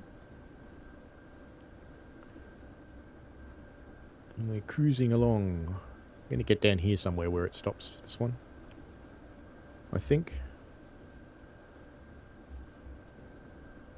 Yeah, so there's only 2 more stops from... 3 more stops, sorry. Darwin, Oschatz, and Riesa.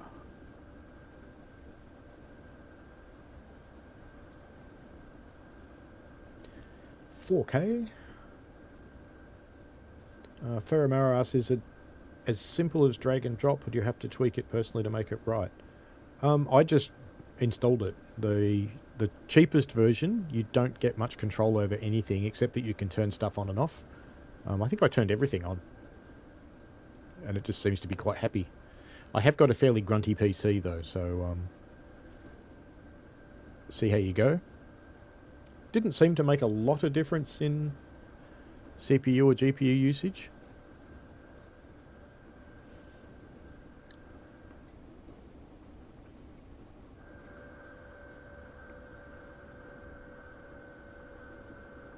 If you get the Pro version of it, you need to take control and do all those things. And I was sort of looking at it and I thought, and actually a cool thing about it, if you license the cheapest version and then you decide to get the Pro version anyway, they take the cost of the cheapest version off the Pro version when you order it, which is kind of cool of them. Slowing down a little bit too much. A bit early. I keep forgetting this thing brakes really, really, really well. I got used to the American train we were shunting with, which brakes really, really, really badly. And this one brakes so well you can just cruise up to the stations.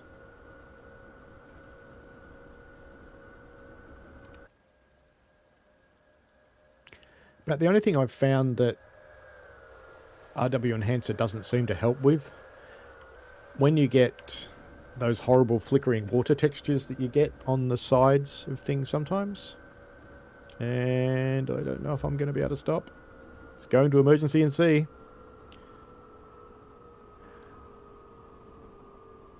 Oh, we might have one door in the platform.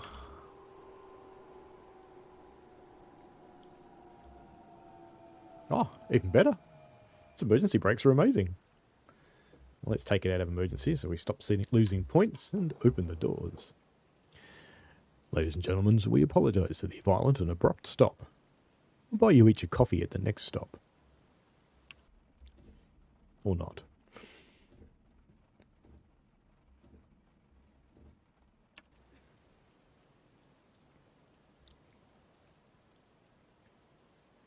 Is that the biggest battery you've ever seen or what? Oh, it's actually sitting on the ground quite nicely.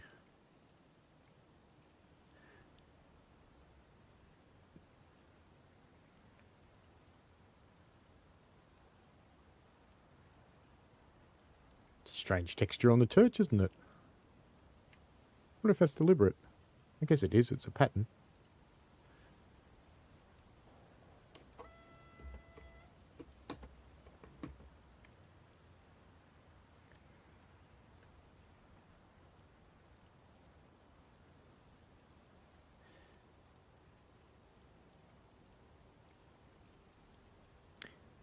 NJT asks, is it GIF or GIF? Dunno. Tomato? Tomato? I always call them GIFs, but I hear plenty of people call them GIFs, so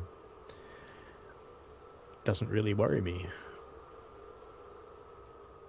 Do what makes you happy, mate.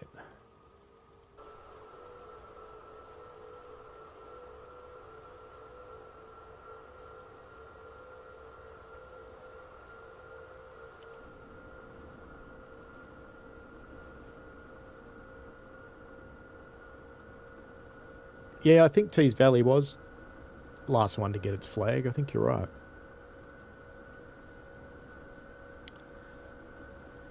It was funny how that metadata is tied into the route itself and not the game config.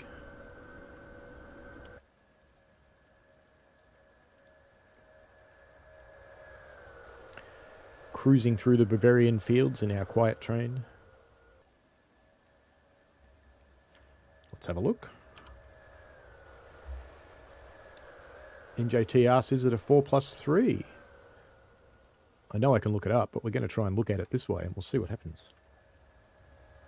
1, 2, 3, 4, 5, 6, 7, 8. Yep, 4+3. Ah! That was funny as.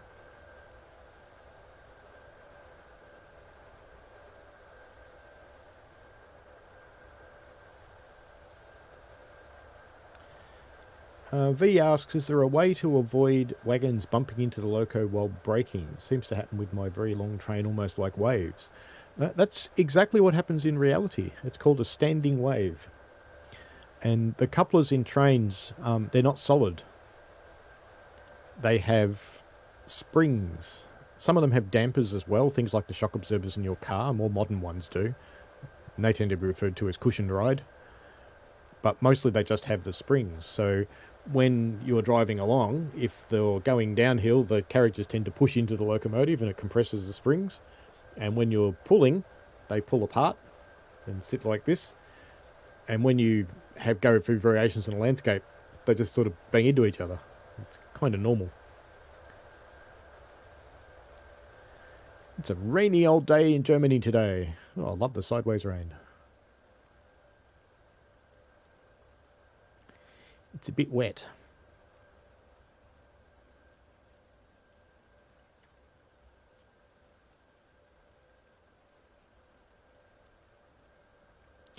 Two Ks to Oschatz, and we're coming into an 80 zone, so I better start slowing down.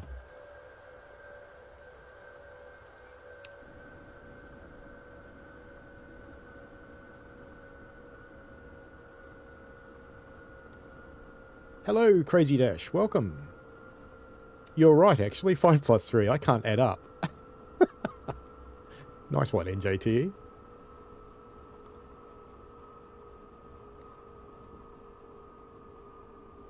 I'm surprised it's not complaining that I'm speeding. Look, we're actually going to stop properly at this station.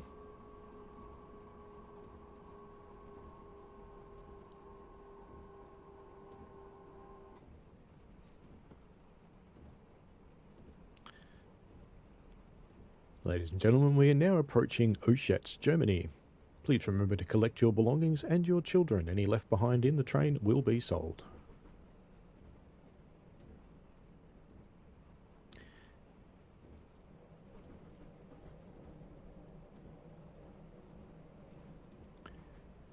We are going to Riesa.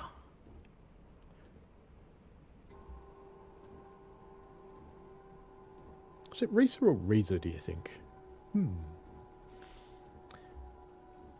NJTE says in New York City subway there are 2-car, 4-car, 5-car, 6-car, 4 and 5, and 5 and 5.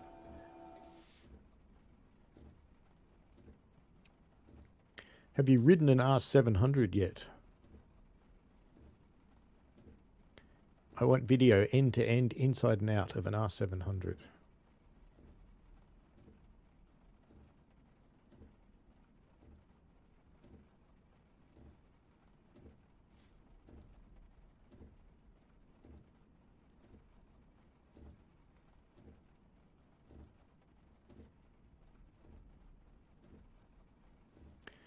Hoping to get to New York next year.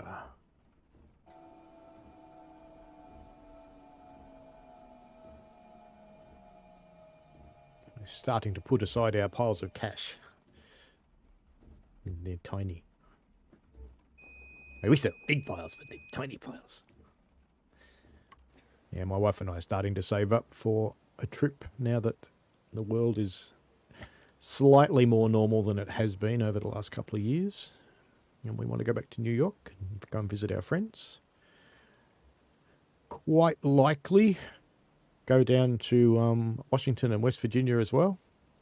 And make my 7th attempt to get to the Cass Railway.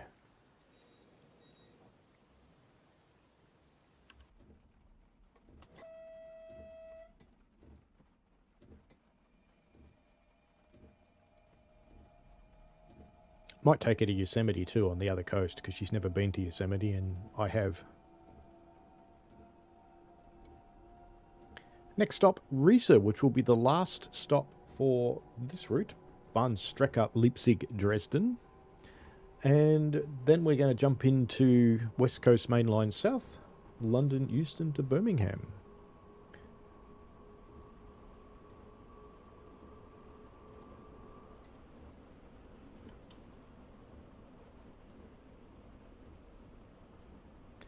I'm sure it'll let me speed up soon, but I'm going to set the tempo mat and let it take care of it.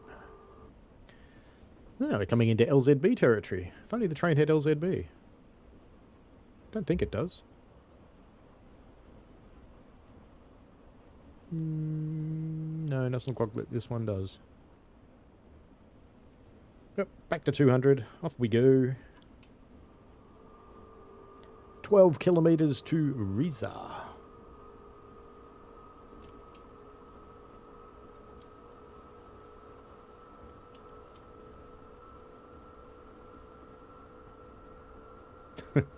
NJT sings Country Road, Take Me Home, West Virginia.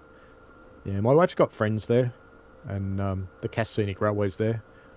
I've gotten to within a couple of miles of it a couple of times, but we've never actually managed to get there. And this time I want to stay in the town and spend a couple of days on the railway, and they've even got a caboose you can sleep in at the top of the hill. We might even do that if we can get a booking. That would be fun.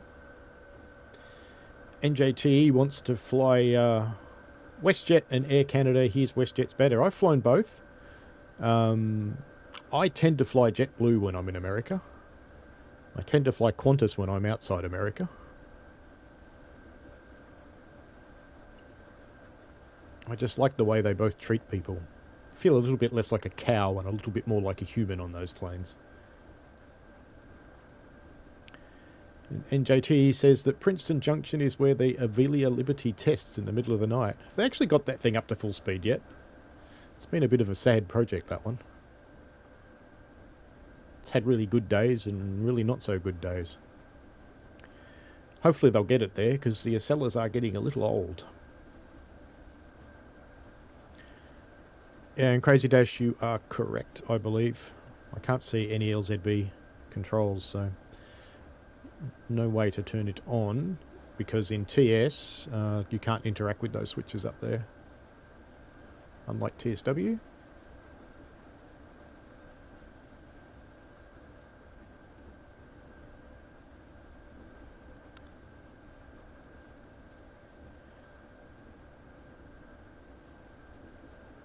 And NJT has found a few streams and now can't find the channel. Yep. Crazy Dash asked if I've flown in a A380. Yes, I have. They are monstrous things. You can afford business class, NJT? I'm impressed. I just fly economy.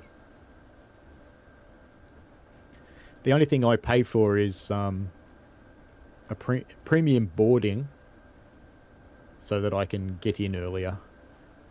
And the only reason I like to get on the flight earlier, yes, I know it means you're sitting in the plane longer and planes are quite horrible, but it also means that no one's filled up your overhead luggage bin yet. And you can put your own bags in it. Because one of the downsides on a lot of flights, particularly if you fly the cheaper airlines, is they tend to board people from the back to the front. And the people at the back of the plane often stick all their luggage in the overhead bins at the front of the plane. Don't know why, don't know what advantage they think they get out of it. But it's really annoying if you've got a seat somewhere other than the back, because the bins are all full.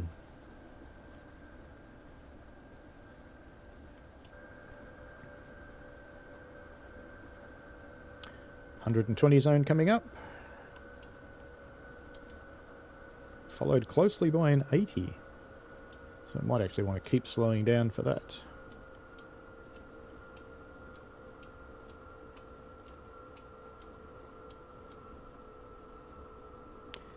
Don't like the Avelia Crazy Dash.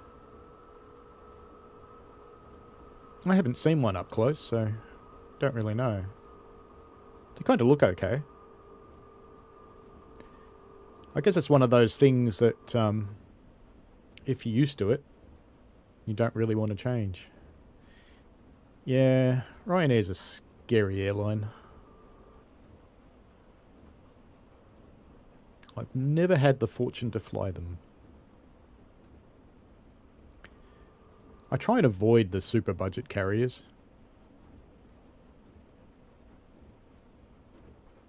Unless the difference in the ticket is massive, in which case I'll quite happily fly a budget carrier, because, you know, the more you save on the flight, the more spending money you've got when you get where you're going.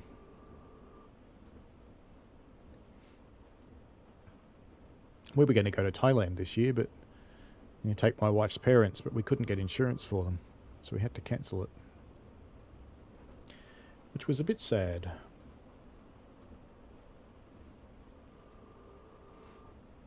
The K5LA is a nice horn.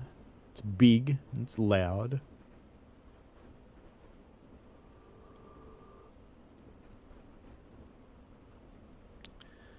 Ladies and gentlemen, next stop, Riesa.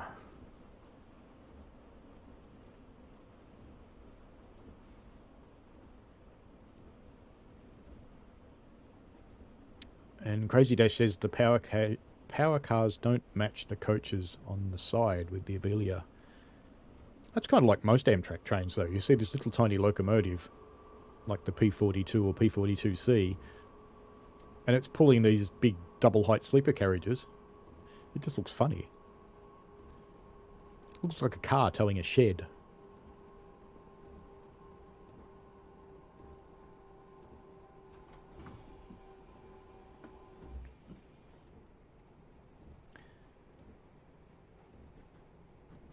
There's an ICE sitting over here.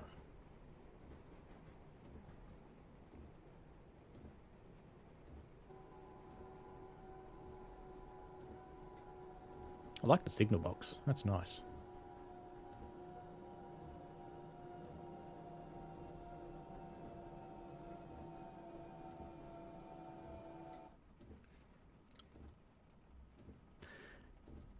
Ladies and gentlemen, now arriving at Riesa. Please collect your belongings and your children. Any left behind in the train will be sold.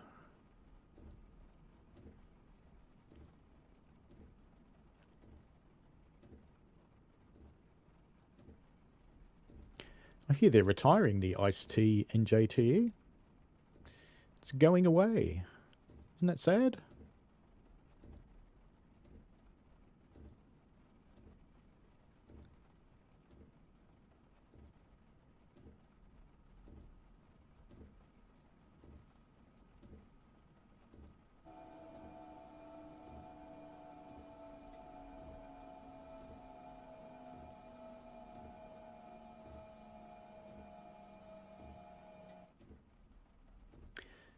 You know, before I open the doors, we're going to charge over and have a look at that bridge.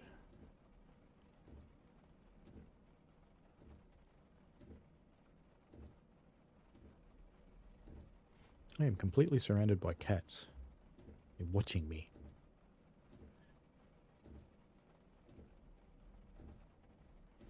Nearly there.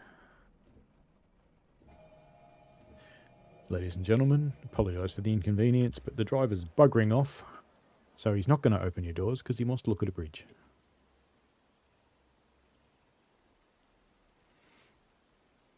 Oh, that's quite cool. Cool. All right.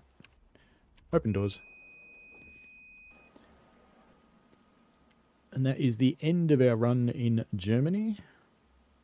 Let's go look at the ICE.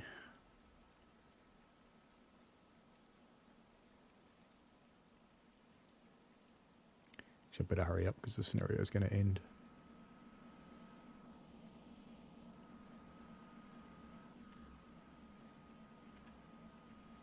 Mikey's stoned. Hey, you were on my train. You come over here now. Good-o. We've reached the end of this scenario successfully. I think this ICE is going to leave. Let's go up the front of it so we get taken all the way through it. Bye-bye, ICE. Bye, people. Don't worry about this ghost floating through. All good. All right. Do I dare run a third route without restarting the game? Let's see how we go. 3's really pushing it on this old game. WCML. WCML South. And I think we might run a 350. What do you reckon? Because everybody else is going to run the Pendolino. So I might run a 350. What about 9Y04? That one.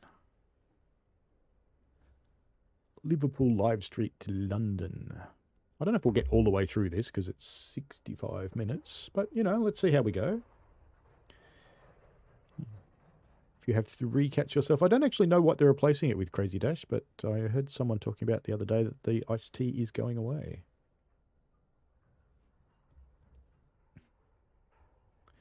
Michael has one cat. I'm not going to tell you how many we've got because I'll get in trouble. But let's just... We're in cat rescue, so it's a few. Good morning, driver. You're being held at signal HN5294 as the traffic slows down due to a TSR just ahead. Train in front of you is about to clear the signal block and you'll be able to proceed. Well, I better turn on DRA. And master key. And... Can I change? Come on, come on, come on, come on, come on. Whoop. Hey!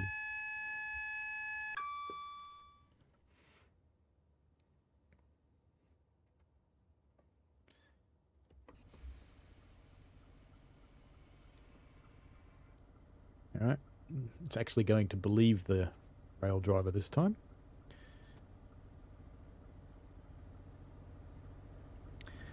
Crazy Dash wants to see the 390. Well, there goes a shed with some boxes.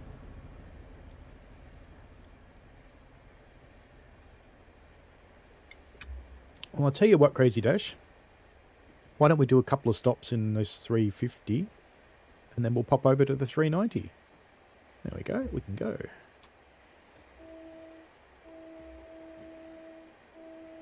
Ah, with rail drive, I can only do the horn in one way.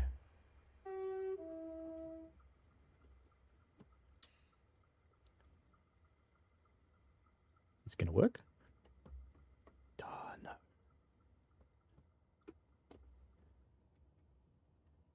What haven't I done, do you think? I haven't done... Oh, we've come out of forwards. That's what happened.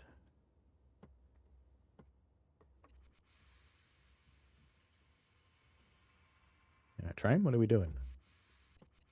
What are we doing, train? I can't move it with the mouse. What have I done wrong? What haven't I turned on that I should turn on? Don't need wipers. Anto should be up. They are. We have power anyway. What haven't I done? Haven't done something. You know what? We'll do it. All else fails. Turn it off and turn it on again. I know what it might be too. Let's try again. No. Won't go into power.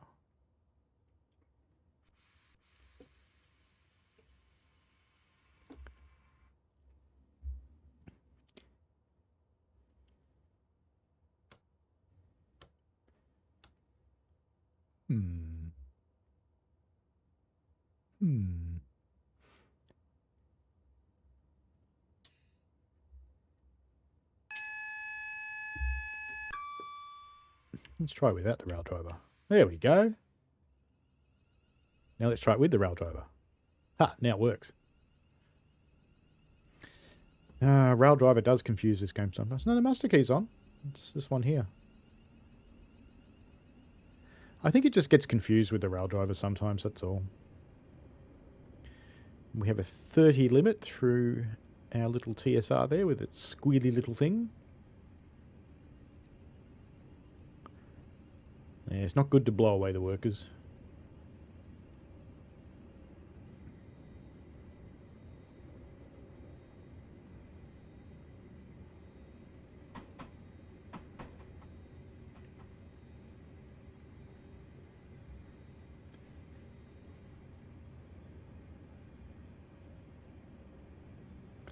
Not actually in the enforced 30 area yet, but keep it the way it is.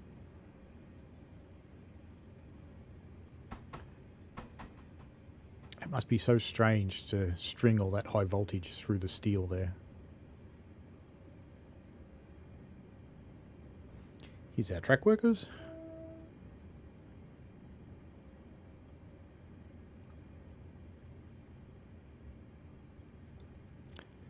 Keep up the good work, fellas. Let's count who's working.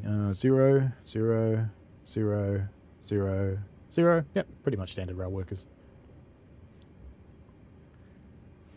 NJT says the 350s are 20 years old.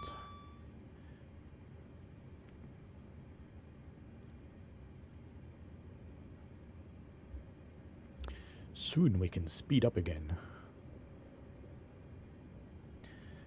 So how many stops are we due to do in this one? There's a few. So let's say we'll do Milton, Bletchley and Berkhamsted. And then we'll jump out of here and we will jump into a was it 390 I think you wanted to see? Did we go faster yet? Yep, good.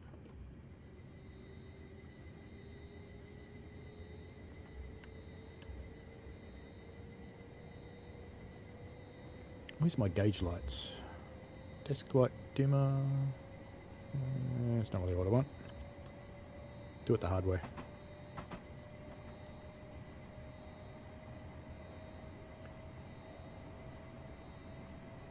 Are we near New Street, NJT? You know, I got no idea. We're at Wolverton. Or we're heading to Wolverton. Centre player. So I don't know if we're near New Street or not.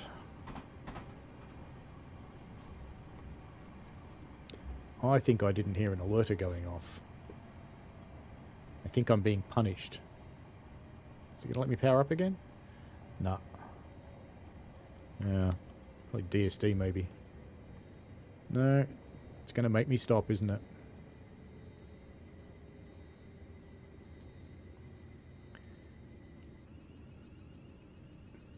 Oh, that's what that funny noise is. It is DSD. It's so quiet. Yeah.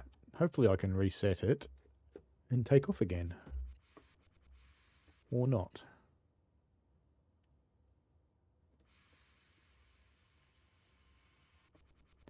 Nah, you know what? We're going to go do a Pendolino now. Don't like this train. Bad train. Obviously it doesn't like rail driver very much. That's okay. Alright, 390 it is.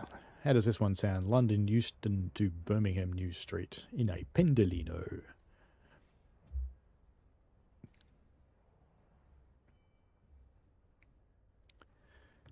Let's see if we go better with this one, huh? Better reset everything on my rail drive or it'll get confused.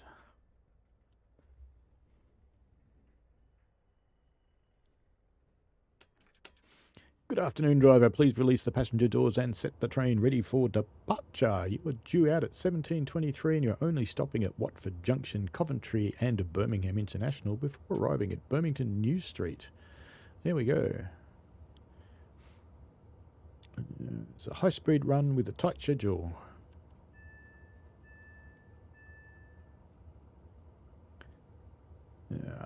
Master key.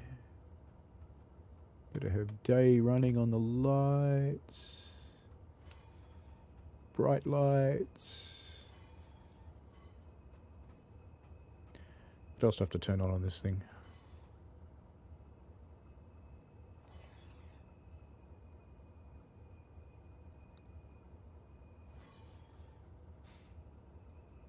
Looks like nothing much.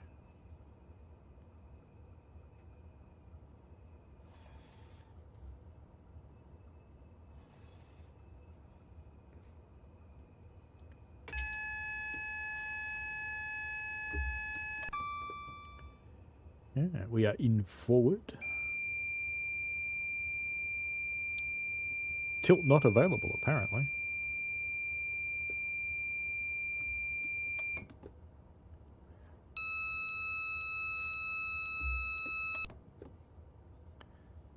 I think it's doing a self-test. I hope. Ooh, it's got a speed set button. Is that already on? Looks like it's on. Oh, and I put it into off. Okay.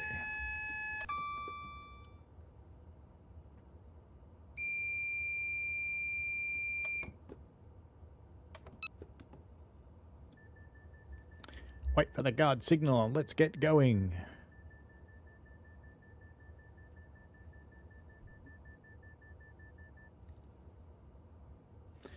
All right. Guess that's the guard signal. Off we go then.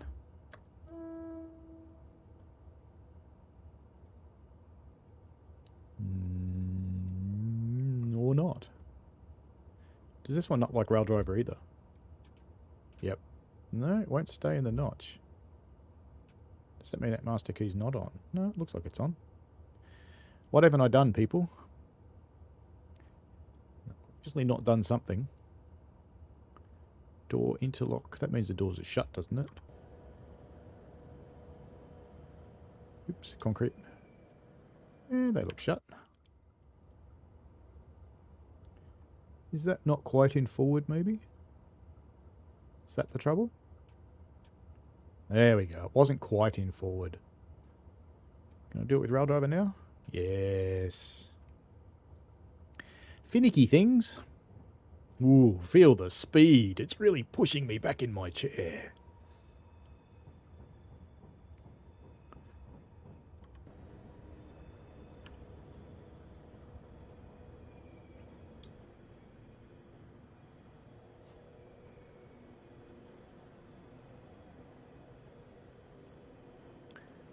You know why we're not going anywhere? And we're not going anywhere fast? Pantographs. Oh no, the one at the back's up.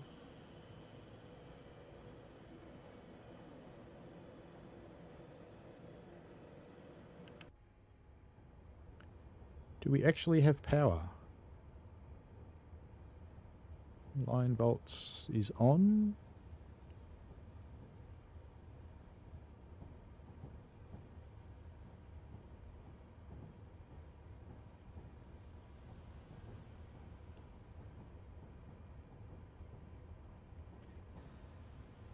Feels like we're rolling rather than powering to me.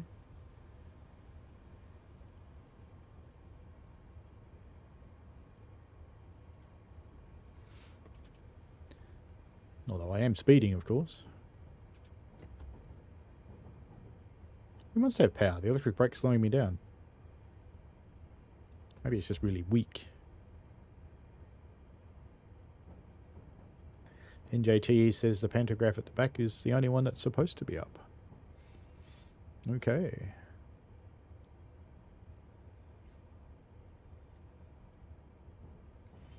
Down the hall.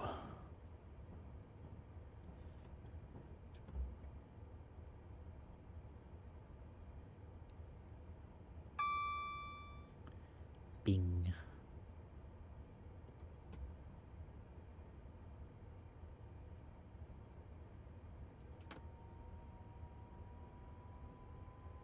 That's better. See you later, Crazy Dash. Thank you very much for watching. Sounds like it's powering now.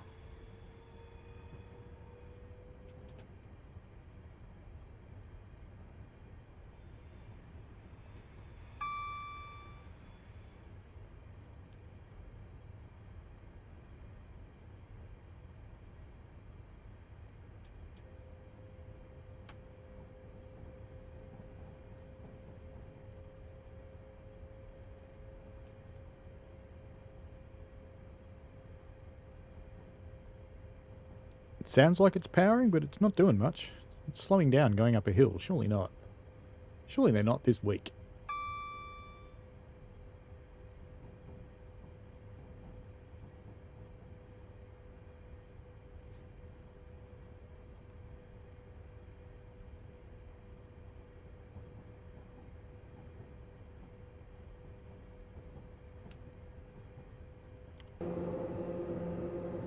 Now we've got two.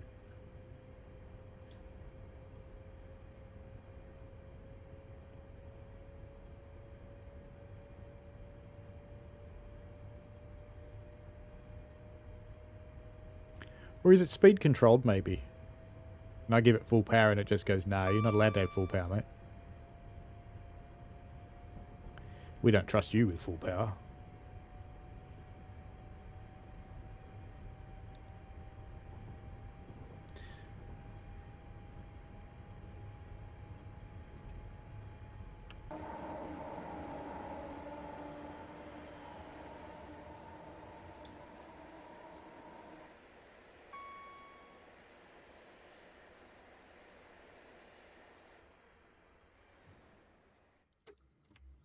Oops, it's gone into a tunnel, isn't it? Yeah. Headlights might be helpful. Hello, train. Goodbye, train.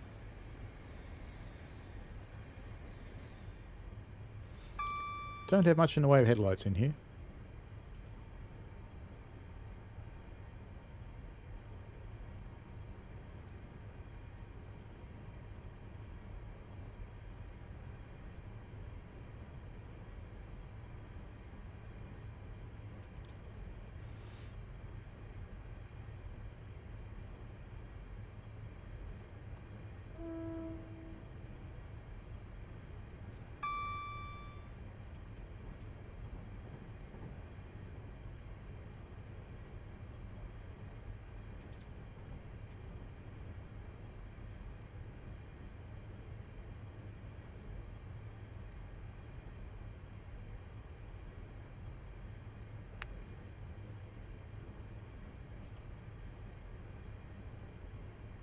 Yeah, we're not powering again.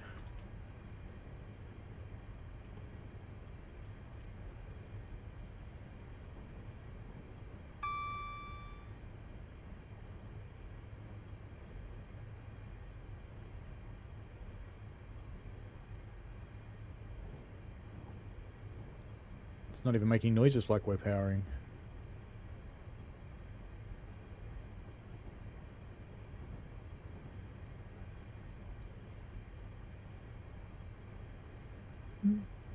It's in forward.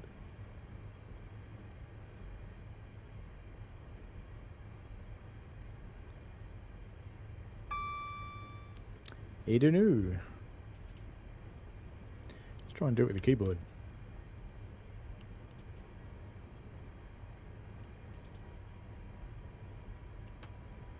Yeah, now it's making powering noises. I think it doesn't like the rail driver. I think its scripting is probably not watching for rail driver changing the notches. So while rail driver's controlling the control properly, whatever the scripting is for the train doesn't like it. That's cool.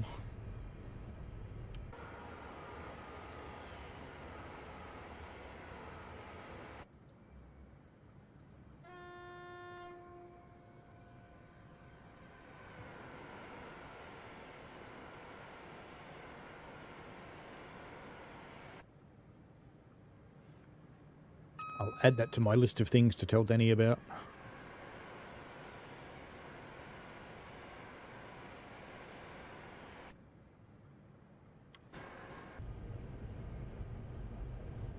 Moa tunnels.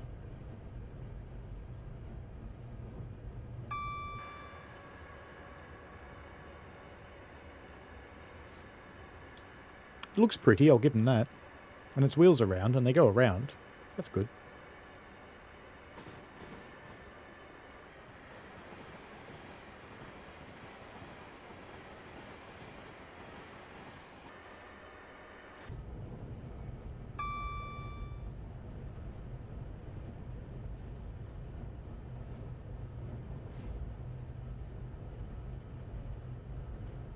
I kind of think it's controlling my speed too. Glasgow subway for TS, but delivery is plain orange and no branding.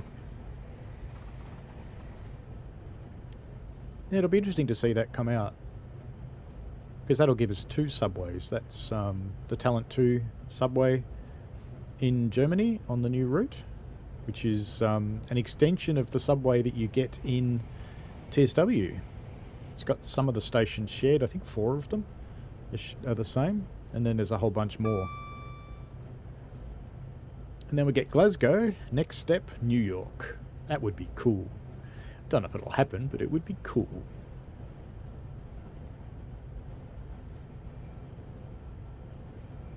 Yeah, I get the impression the train's controlling my speed. So maybe there's actually nothing wrong with the throttle, it's just doing it.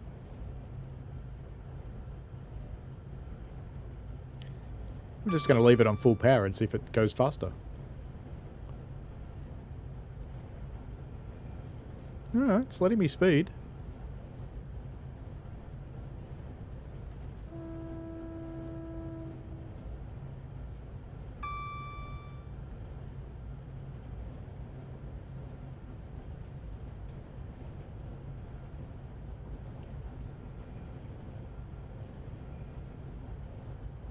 On a very slight gradient.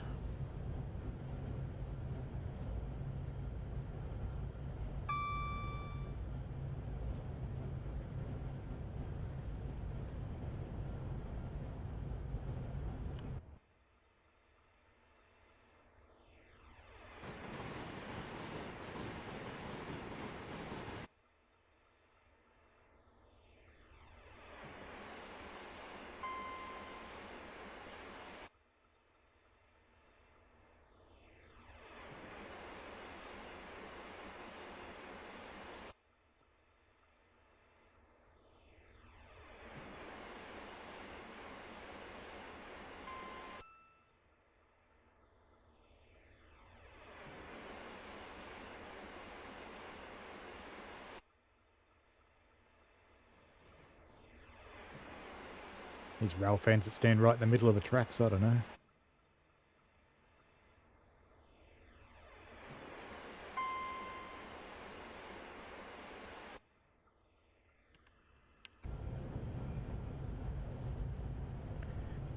Train.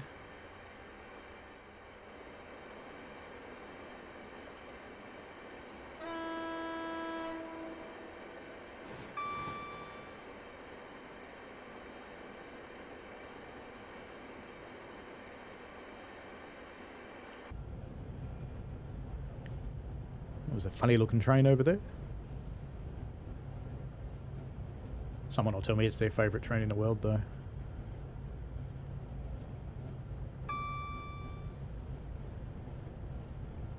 Look like a bus with railway wheels.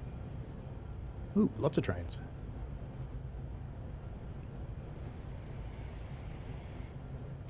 Got some nice busyness on this route. I like this.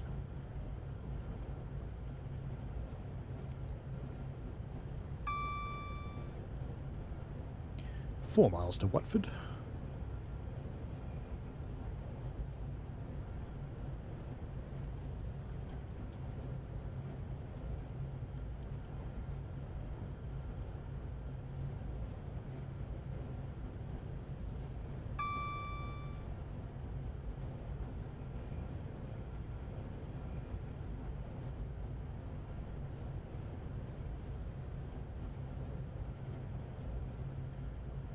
Ladies and gentlemen, we are approaching Watford. If your destination is Watford, get your things together and prepare to get off.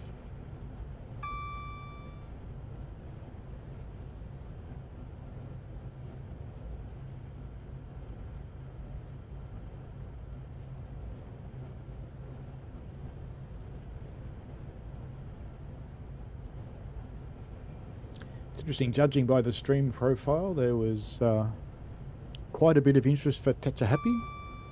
There was a lot of interest for Germany. Not much interest for England.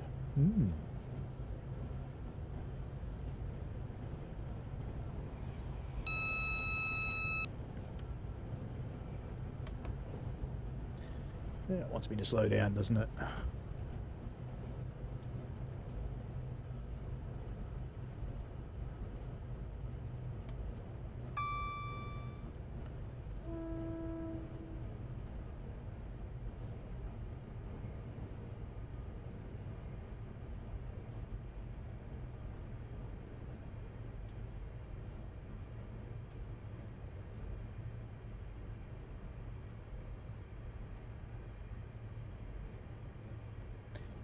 Jonah had a conductor give a goofy announcement on Amtrak train last week. What did the person say?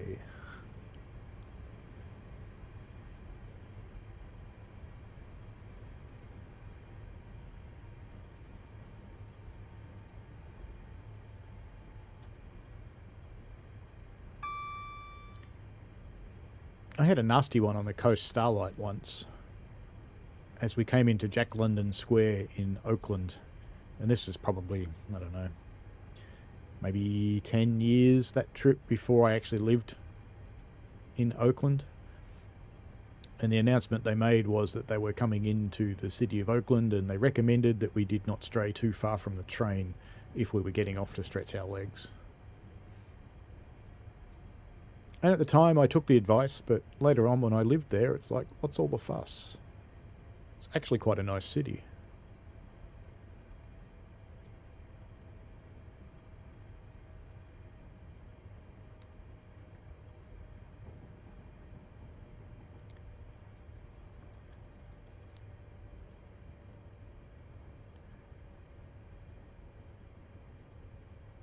Now approaching Watford. I didn't mean to turn that off. I thought I was resetting it.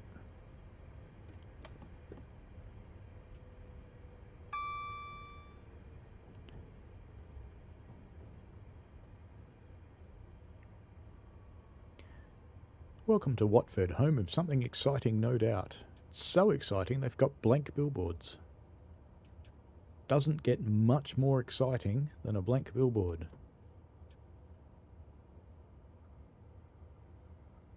With the exception of a train driver that slows down too much. You notice now it's believing the rail driver too. It's fine. It's happy.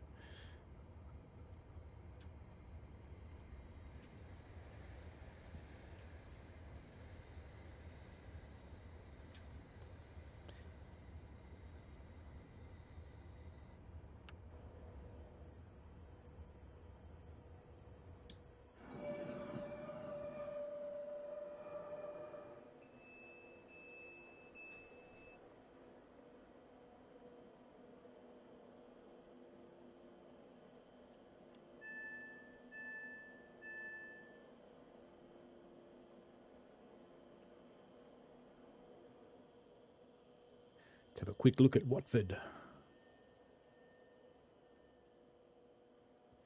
Got to be a detail. Cabling depot over there, probably. Looks like a big modernist, concrete, brutalist car park. double-decker bus over there. Some trains closing. And of course I arrived late, didn't I?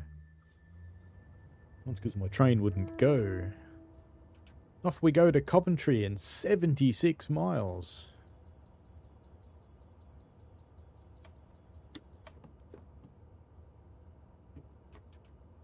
Alright, let's notch with this then. Yep. It doesn't like notching into the speed range with the rail driver. It's quite happy with brakes.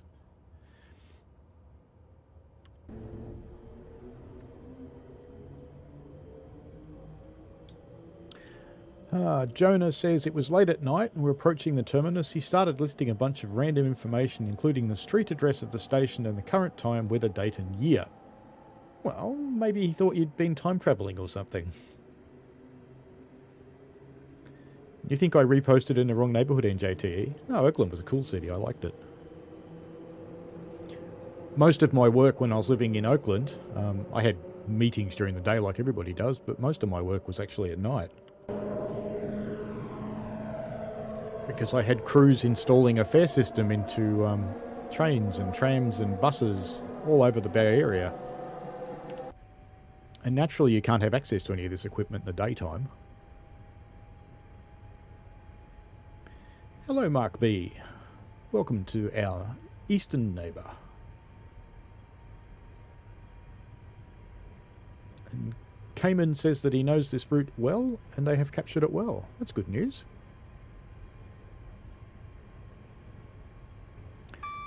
I know it's got some bad press on Steam from its original release. How do you think it feels now, Cayman? It still has a little bit of a rail driver compatibility, but that's not going to affect most people.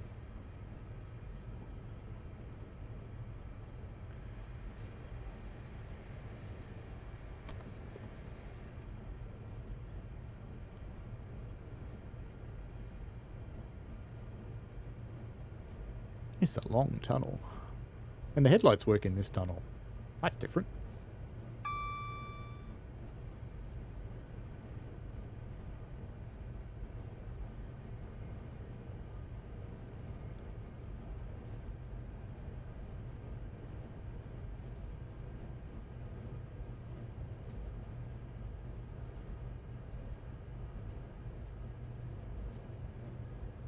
"74 miles to Coventry."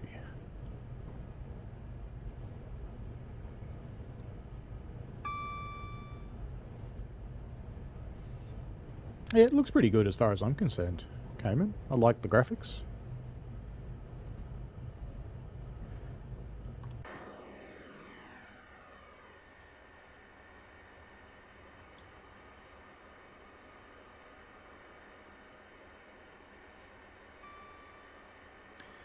You've abandoned the old TS, Cayman. And Mark B used to ride parts of this route regularly in the early 2000s when Virgin operated the trains. That's cool.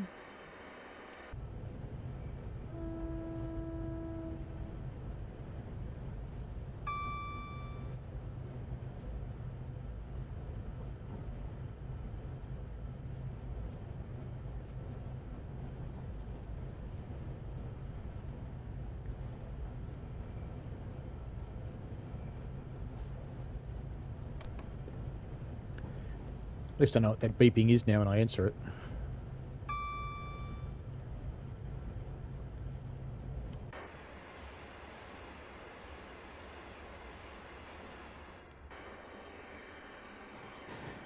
Why does 3 key always face the wrong way?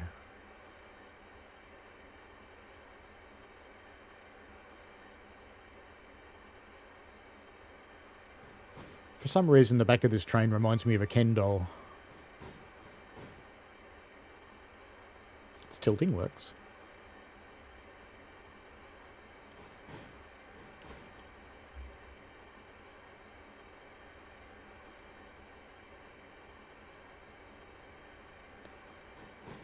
You don't play TS anymore, Cayman. Hello, hi.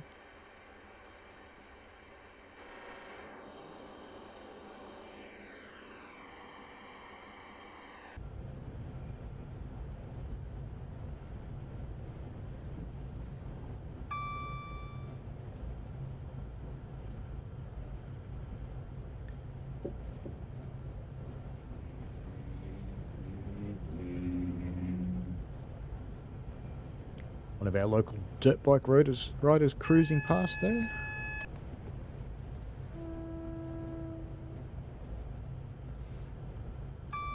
Why did AWS go off? The signal's green. Strange.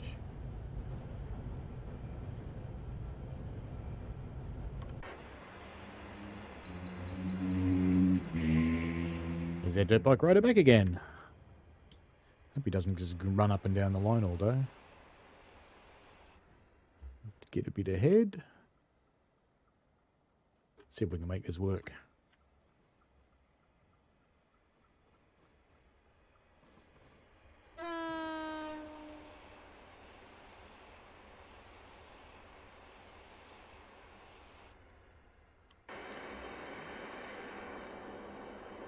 Do you think she wonders why this camera keeps appearing out her window? Want to go visit her? Can I get in there? Nearly. Nearly. No, it's not quite going to let me in there.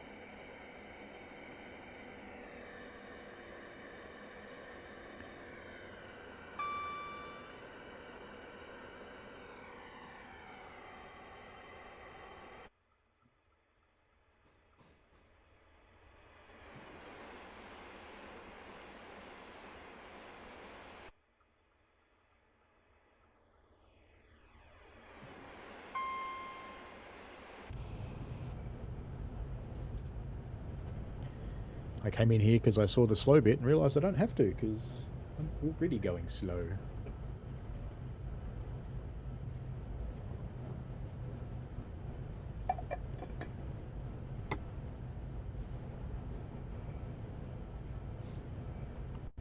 There is a passenger view, look at that. Complete with a serial killer.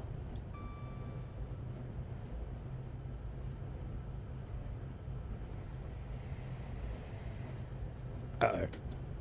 Hey, you can still reset that from the passenger view. That's cool. And you can drive.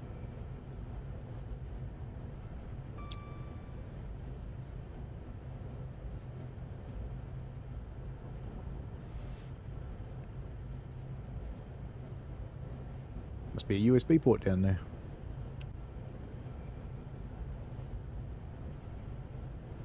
"65 miles to go."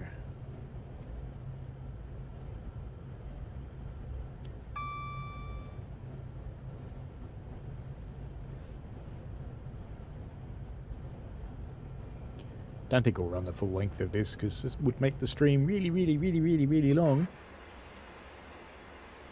And there's only so long I can make this train going through the bush look interesting.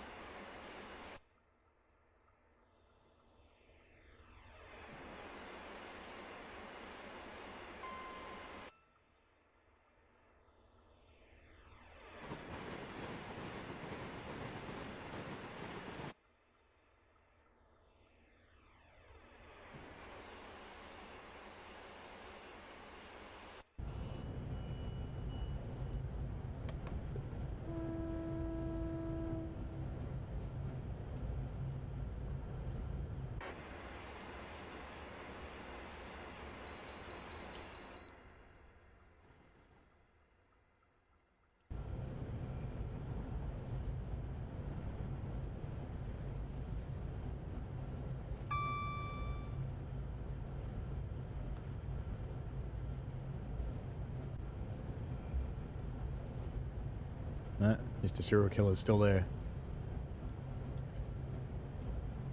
You. What you doing?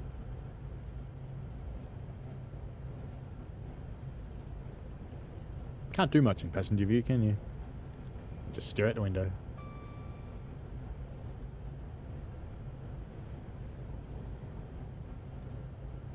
Looks like real train travel.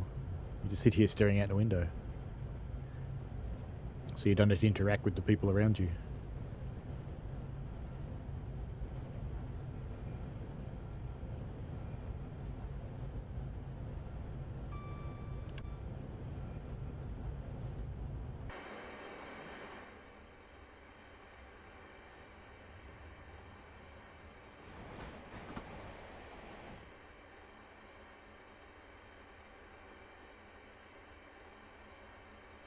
Oh, there's another one.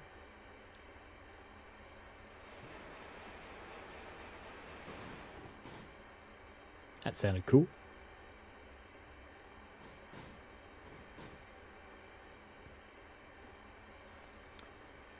Did we talk about all the things this route, Scott? We did, I think, didn't we? So they've added containers. They added the Freightliner crane near Birmingham. Oops. Let me in the cab. Let me in the cab. Let me in the cab. Aha! Luck. It wouldn't let me in the cab. Is it going to let me reset?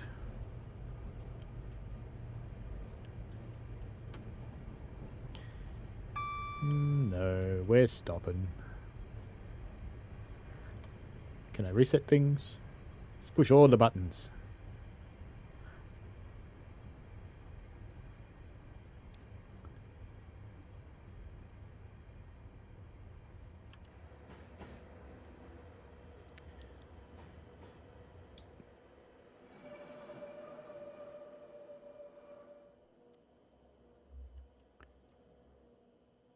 And people on the station are going, "What's that there?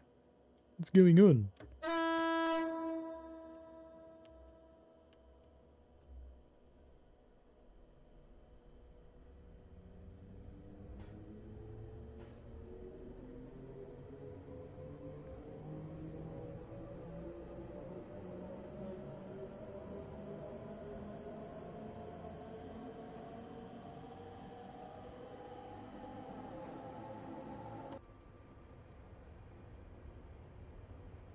Bye, station. But what all the other things they did? Let's see.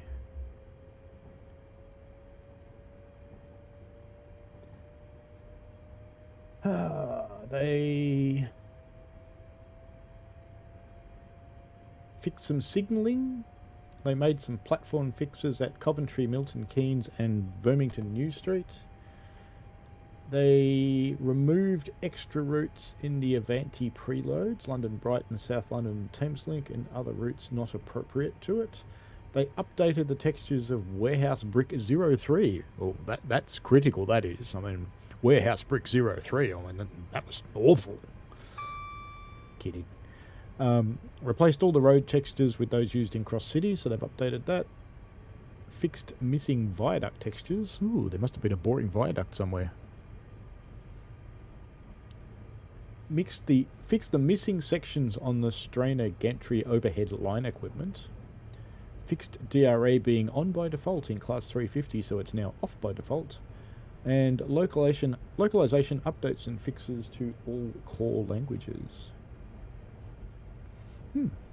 Interesting.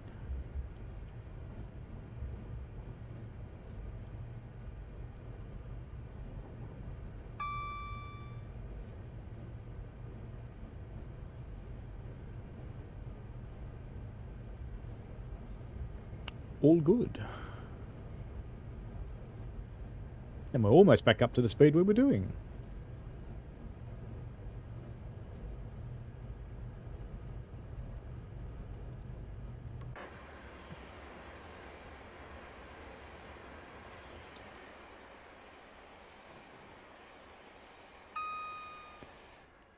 Time to try that thing that never works. Oops. See? Never works. Alright, let's go further up and let's try it properly. After the curve, maybe. Never works on curves. It's a long curve. Look at little greenhouses and things. Nice little community garden down there.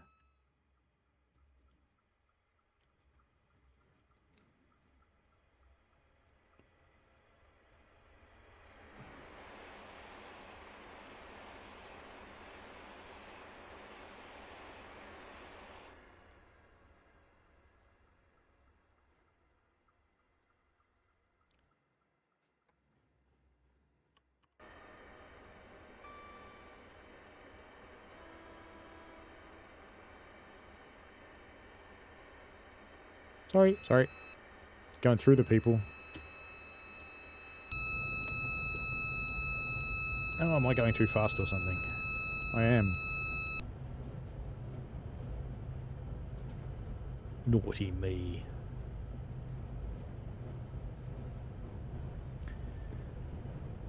It sounds like my neighbour's decided to see if his Harley Davidson still works or not.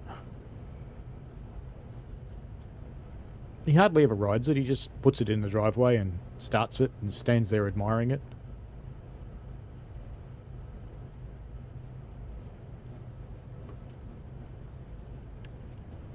There you go, he's turned it off again. Didn't go anywhere.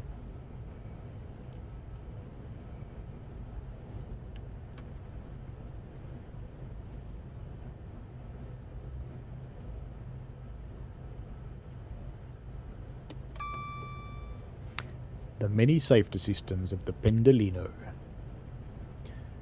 Designed to see if you're awake and annoy you.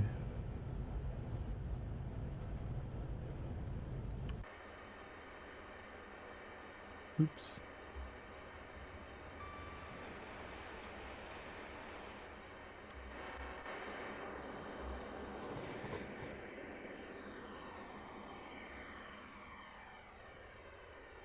No one in those windows? What about on this side? Oh, she's still there. Still riding away.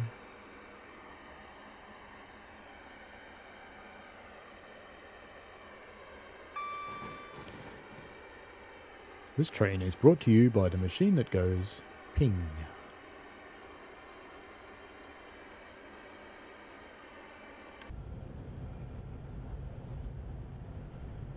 See if I can time that better. And now, the machine that goes...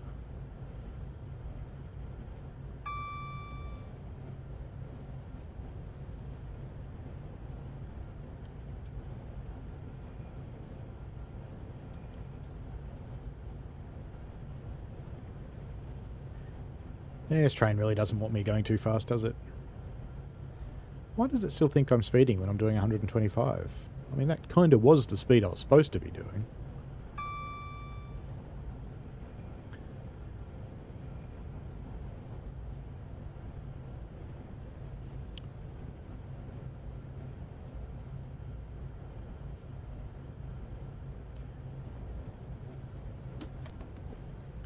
And how about you, train? Do you have anything intelligent to say? Just give us one noise. One noise would be good. Anything you want to say at all. No, wasted on that signal. Didn't have a pinger.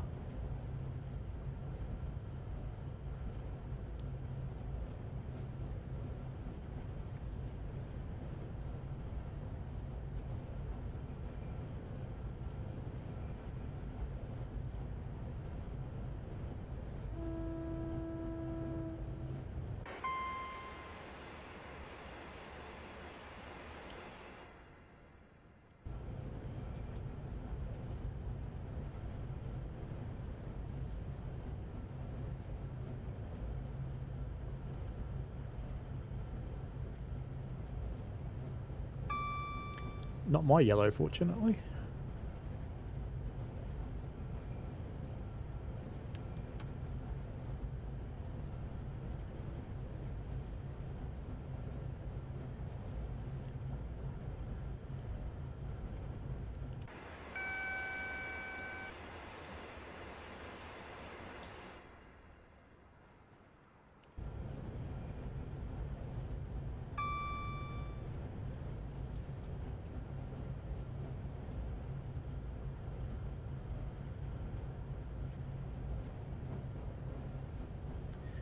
How are we going map-wise? Centre plat. And down there. And we're going up there.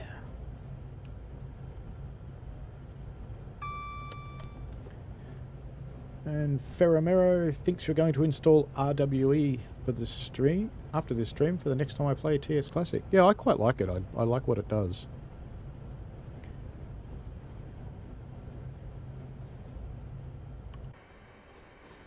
I wish they had a demo mode so you didn't actually have to buy it to find out whether you like it or not. Hello, goodbye.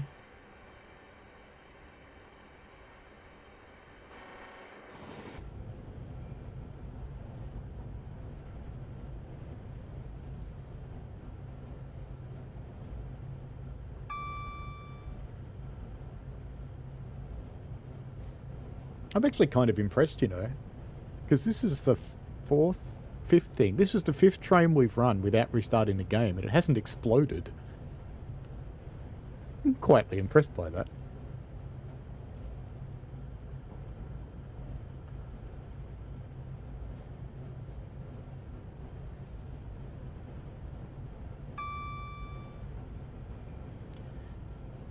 Do you want to keep going with this one for another 42 miles, or should we swap to another train?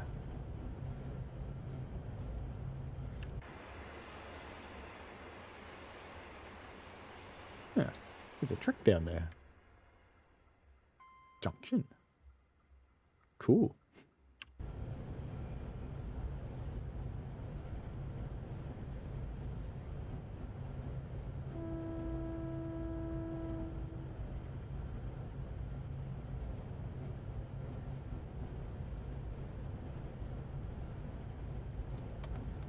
So many things that go beep at you.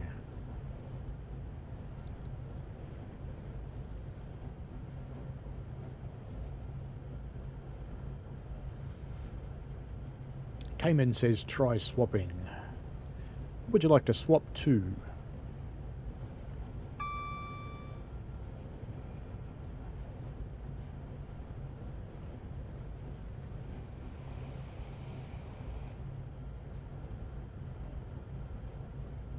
Could do something else on this route. Back to Germany.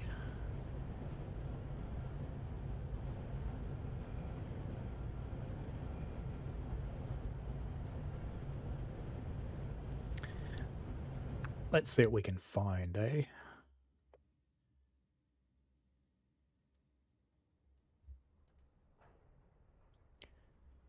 So we could try the 350 again. We've got the 66. We've got rail fanning at Bletchley. And there's a 377. We haven't tried a 377. So that's the 377. We've tried the 390. 66 is freight. And then there's the 350 again. There's another train in the route, but unless it's got a standard scenario. Let's have a look.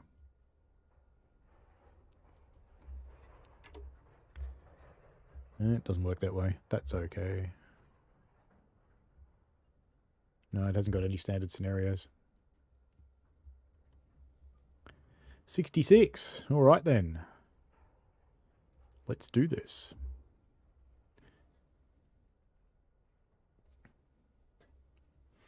I think it's an SD60, isn't it? The 66? Something like that.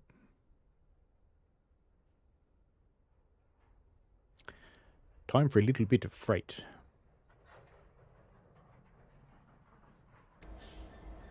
Good afternoon, driver. Please get the locomotive ready for departure and head south as soon as the signal clears. Remember, this train's maximum speed is 75. Wow. Okay.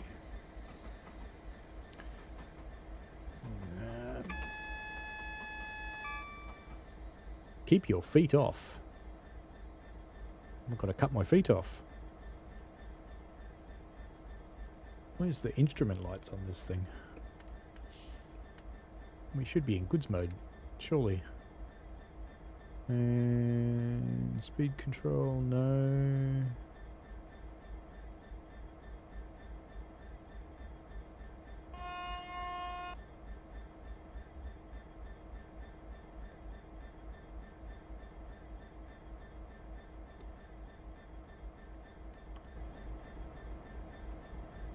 Well, I've got headlights.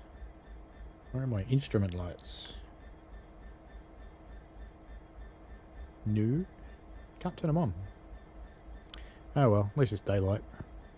Ooh, dimmer. No, can't use that.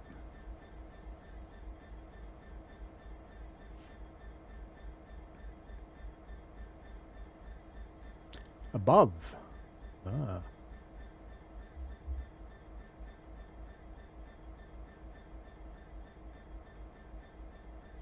Do I have to cut the brake in or something?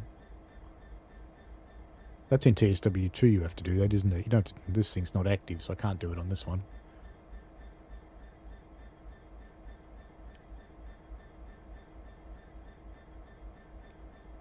Oop, we can go.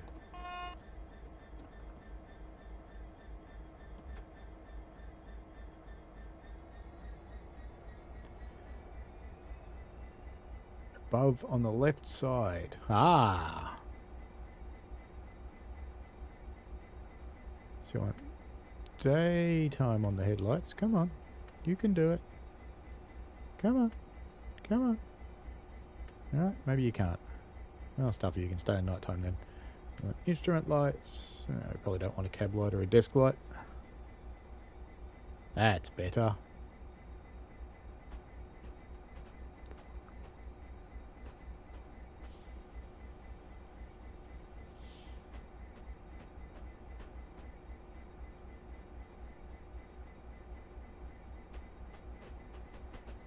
And see, Freak says he has a habit of buying TS content and then barely playing it.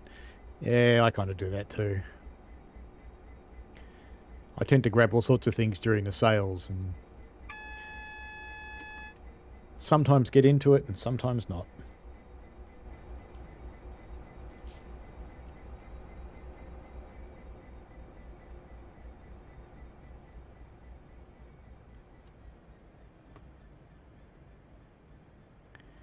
It's just the way of things, I guess.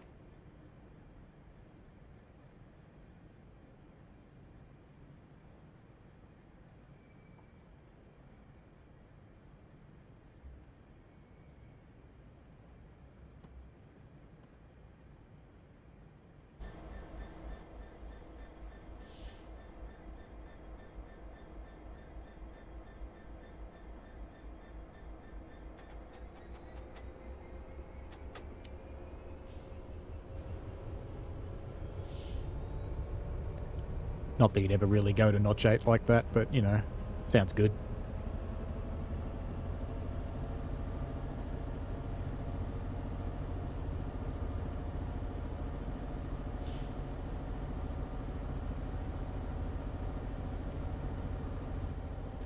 I hate to think what I've spent on TS over the years, I really do.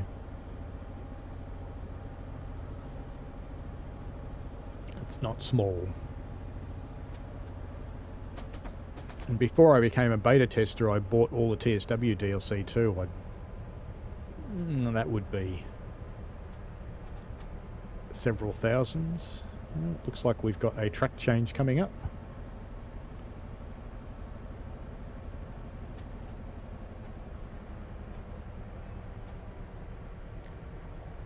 Just hold the speed for the track change.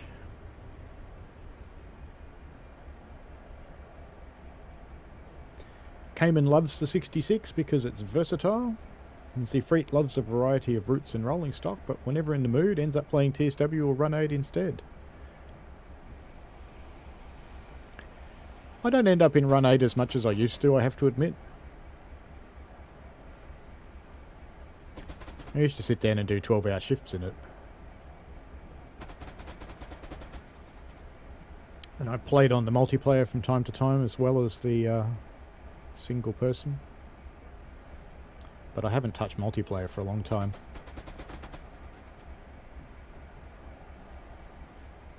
The people on the multiplayer servers can be a little, what's the best way to put it? A little controlling and a little unfriendly.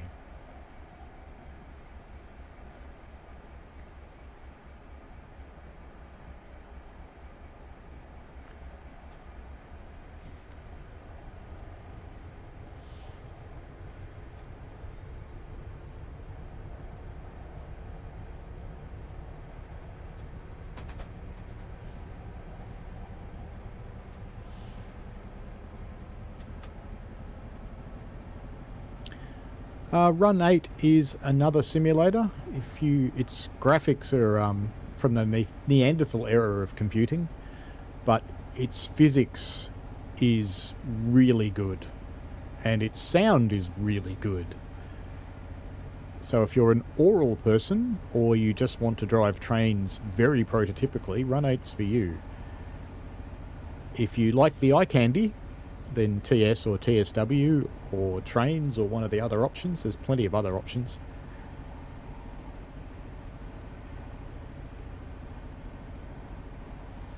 So on the scale of things, Run 8's probably the most realistic of all of the simulators that are available to play commercially without having to go to a real simulator.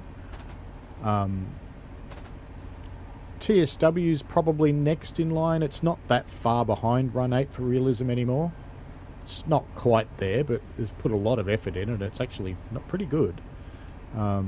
TS and trains are probably pretty similar for physics and realism for trains. TS, there's a wide variation depending on what was programmable at the time for each locomotive. So the newest locomotives are actually pretty good from a physics perspective, and the newest rolling stock is pretty good, but the older stuff's still not. It sort of moves or not. Doesn't really have weight or anything.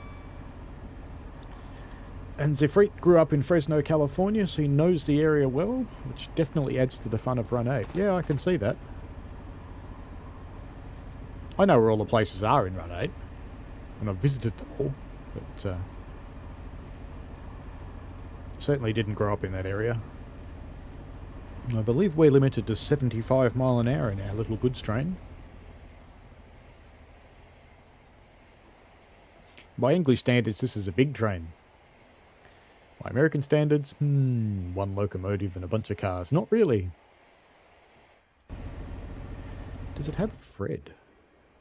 How did they do end of train in Britain? Ooh, flashing lantern. And massive buffers.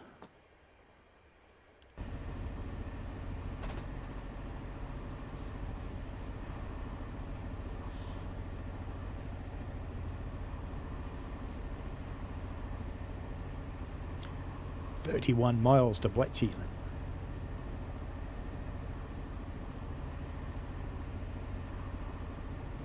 Run 8's another one that you can't download and try it for free. You have to buy it. And I do kind of wonder how many people buy it and never come back after their first session, because it's a bit intense to drive. It's got a very steep learning curve. Once you're there, it's good fun. But,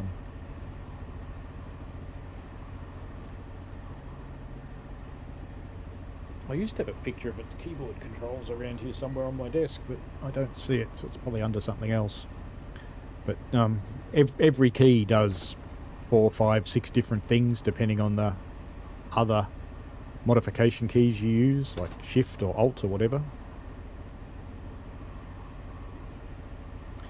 We're almost at our top speed.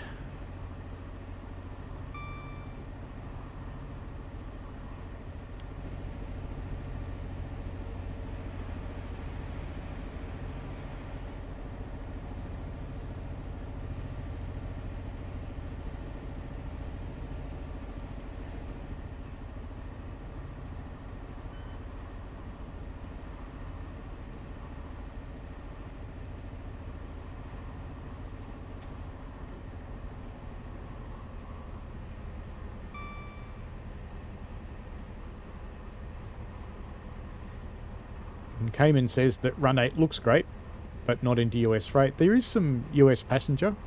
There's Amtrak stuff. Definitely in Bakersfield there's some Amtrak.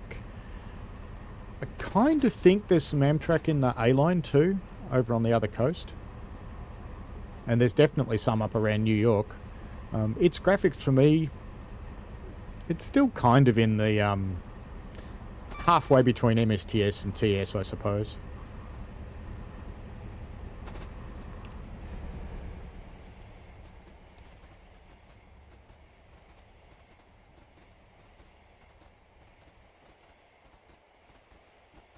I like a good bridge. This one's kind of a boring bridge, but you know.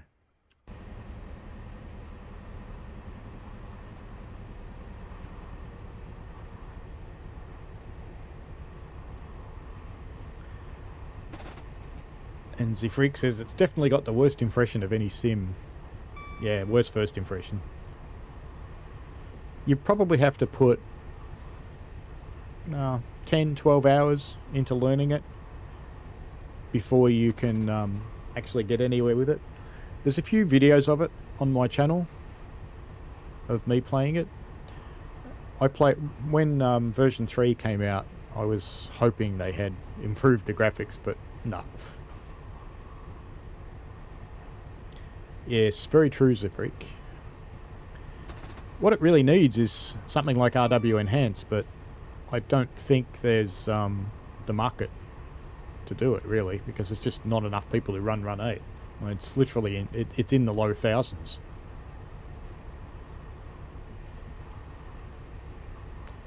And if you think you'll like multiplayer, co-op play, then Run 8 can be pretty good, because you can be dispatcher.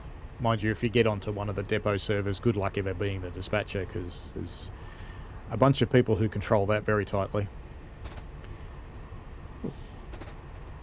There's a longboat down in the canal down there. It's you can play the different roles. You can be the conductor or switcherman. You can be the engineer or driver, depending on what country you're from, or even loco pilot, as some nations call it. All good.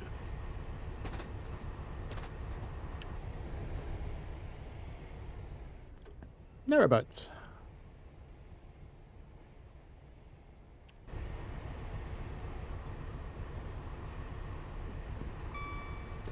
It's one of the things I'd like to do in life at some point in time, is to take a few months and go and cruise parts of the UK by narrowboat. Hello, Chicago. Welcome back. I'm driving an American train in England. This one, which I think is an SD60.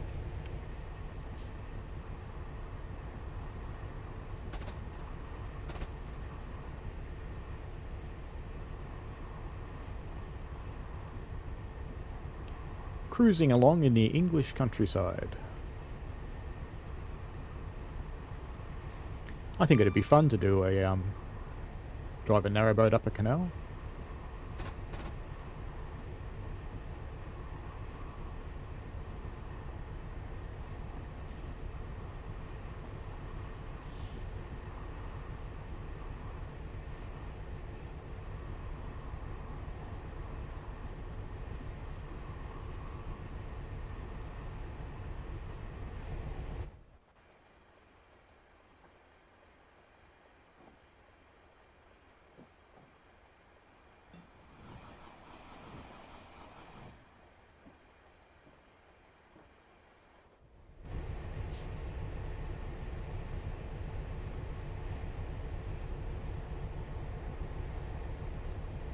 Yeah, it does look quite nice. It's I think it's running in autumn too, which probably helps. Or fall, as you'd probably call it, Z-Freak. It's got nice textures on the buildings and on the bridges and things like that, so...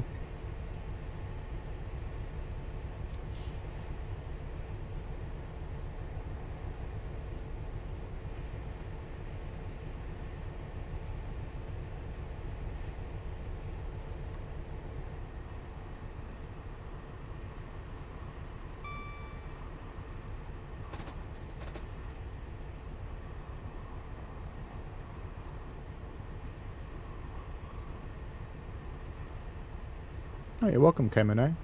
I haven't got a lot, but there's a few there. There's some tutorials, I think, if I remember rightly, which might help if you're going to try and get into it.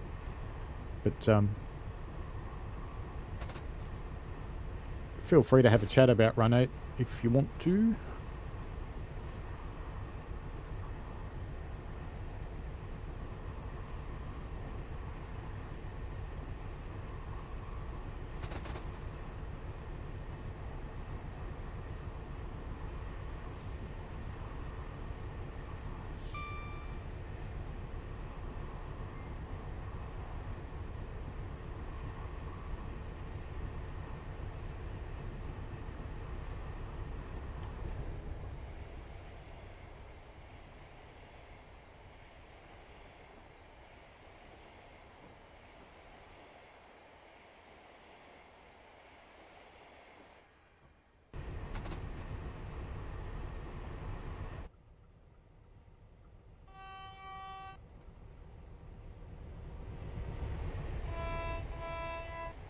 I am indeed streaming again tomorrow, Baramero. If I remember correctly, I think tomorrow I'm streaming Mariah's Pass. Yes, Mariah's Pass tomorrow. So we'll be having a look at the High Iron Simulations Mariah's Scenario Pack 1. Which was vaguely amusing because they gave me the scenario pack and I said I already had Mariah's Pass, so I didn't need that. And then I found out, because I hadn't bothered checking it out, of course. And then I found out that you need like 4 or 5 other DLCs, so I had to go out and buy all of those.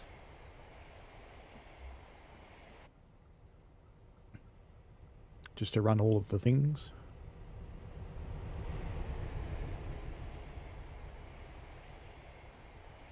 Yeah, but it's been a while since I've mucked about with Mariah's Pass, so having some new stuff will be cool.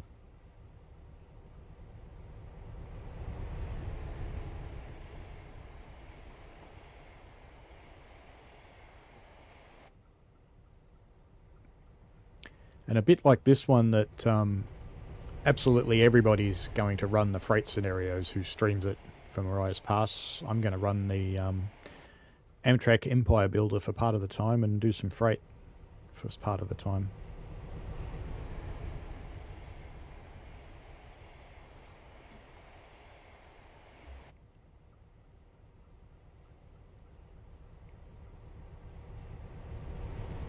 Ooh, only 19 miles to Bletchley. Woohoo!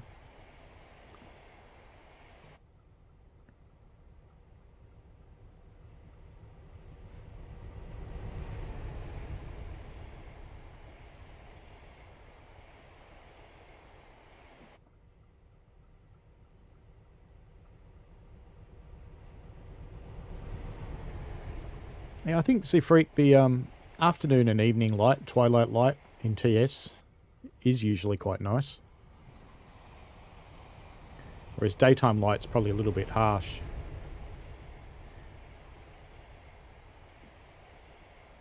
Yeah, that can be a bit annoying, K-Man-A, is needing so many DLCs to get a scenario to run.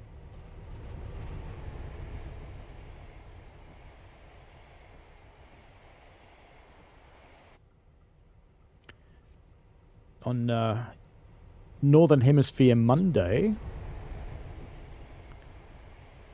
one of my videos is going out on Railfan TV.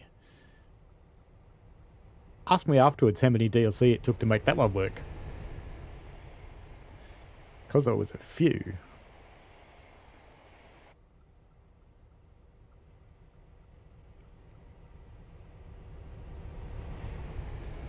I'll put it up on Creators Club too, after the video runs. I don't want to do it before then, because I don't want to spoil the surprise.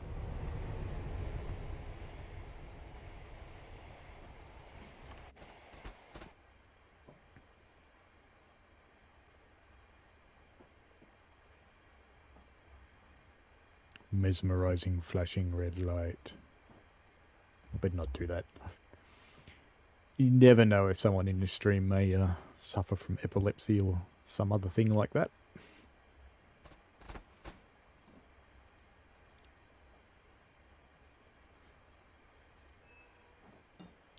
Cayman finds the switching around of DLCs is a bit of a headache. It can be. Zifreak says it's ridden the Empire Builder 3 times now from Portland to Chicago. The grade up to Glacier Park is the best part of the route. Guess what we're doing? Excuse me.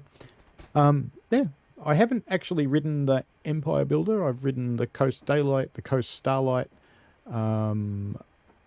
I have ridden something that went through the Rockies, but I can't remember what it was.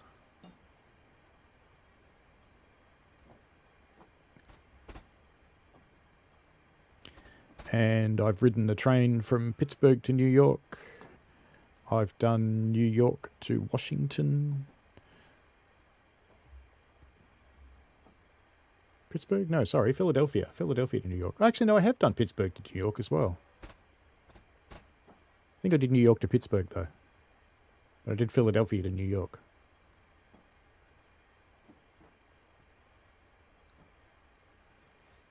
And the Philly one, I was a little bit annoyed because I went to Philly with a co-worker because she wanted to stop off and see her family because we both had to go to New York for business. And she went on to New York by plane and I went by train. And I was all smug. I booked myself onto the Acela and thought, I'm going to beat her to the business that we're going to visit in New York. But no, it turned out the Acela was broken, so we had a normal one, a P42, I think. And it was a little bit slow, so she beat me there.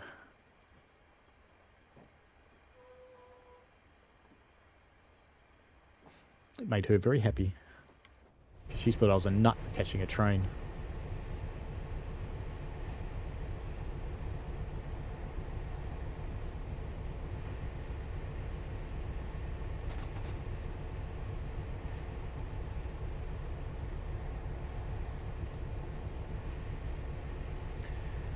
I think we might take this to Bletchley and finish up at that point for today.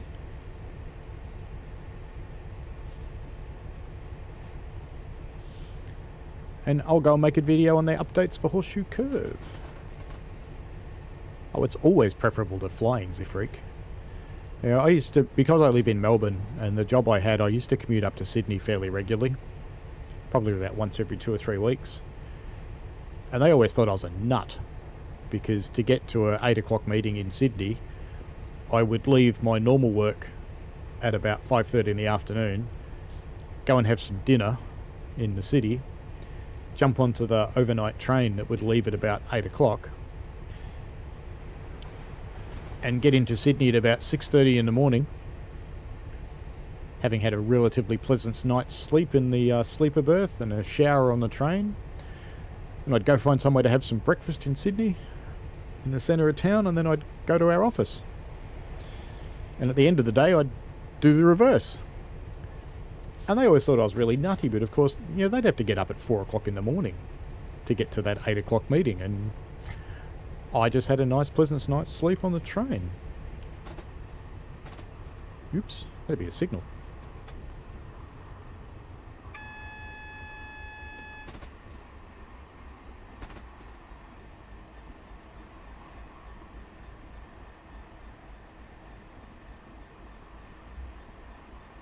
I think this train's got dynamic brakes.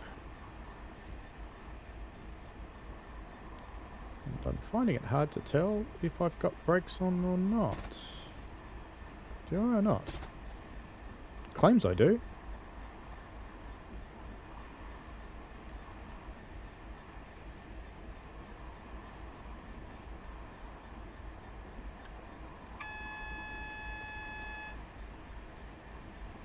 Did I just put it in emergency by here with the keyboard? I think I did. Yep, I did.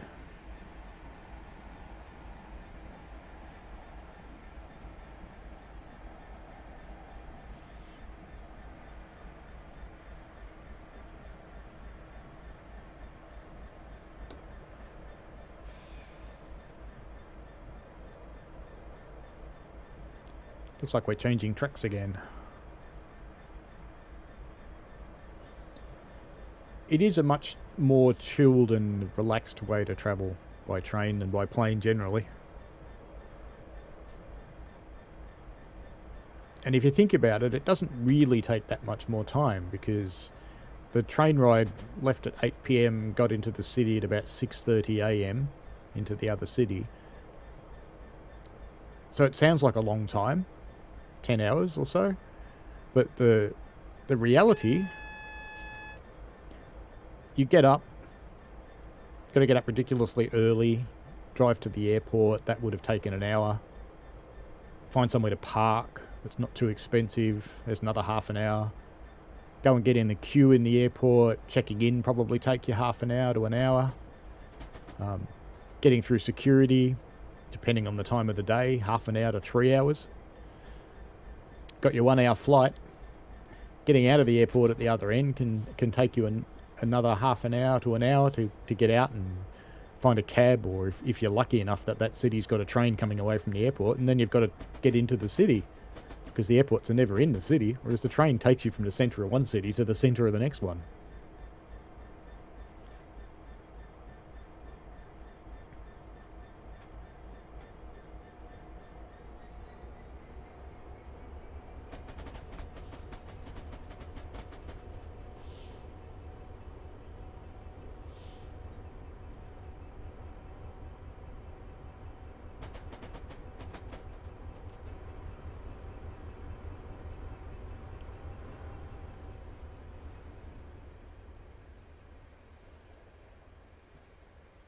Even RW enhancer doesn't help that much with the aliasing on the container sides.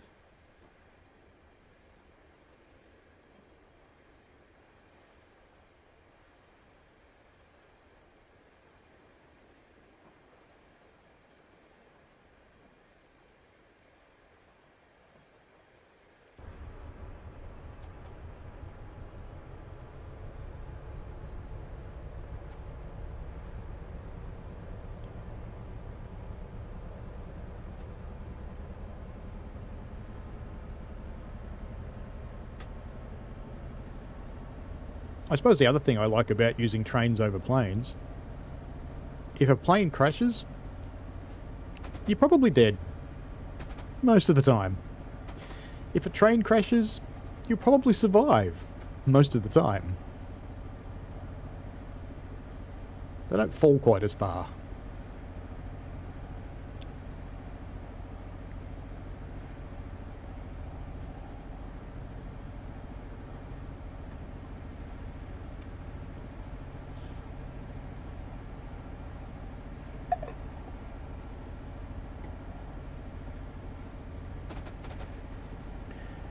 They have 108 people watching this on replay. I wonder if they know they can just catch up.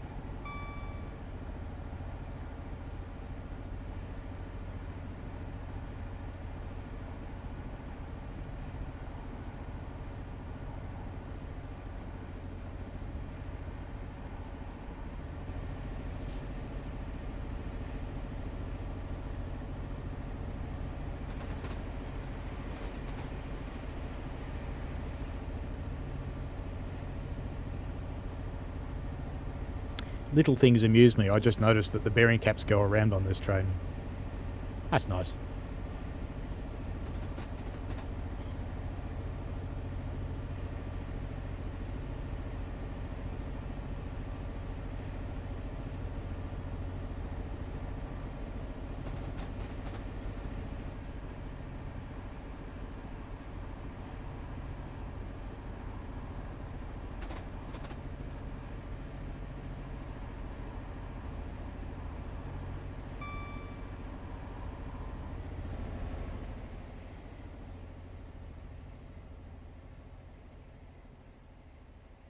Everyone needs a tractor.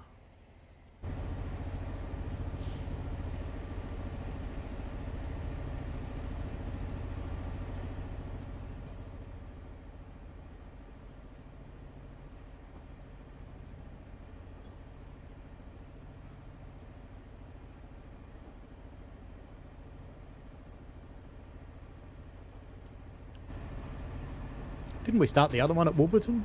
I think we did.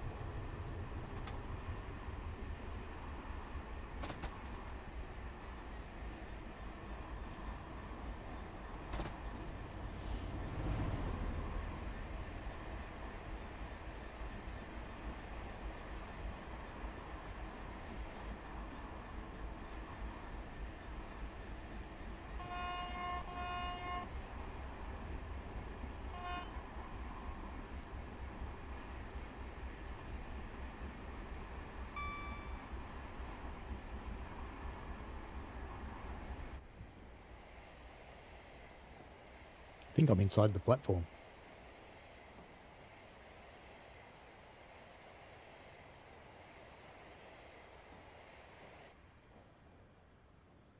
And these people are just walking on air.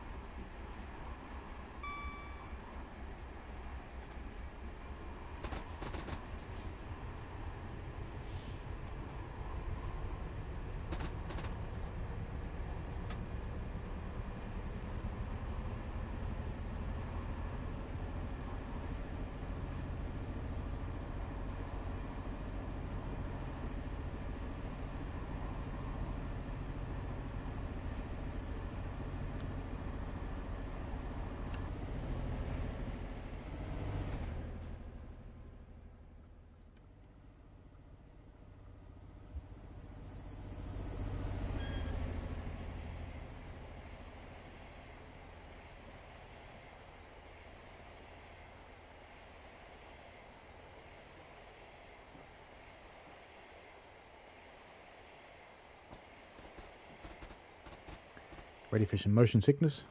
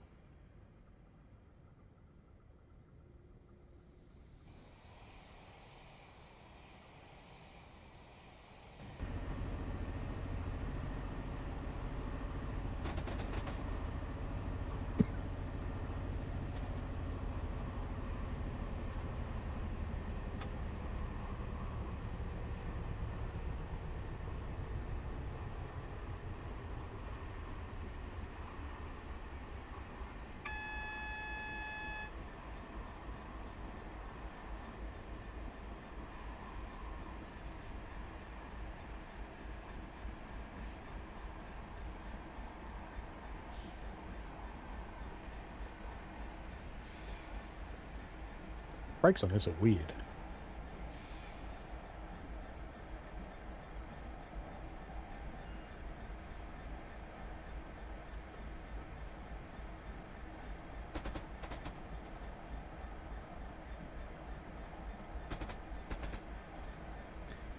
I have to admit, I don't quite understand how the brakes are or are not working on this.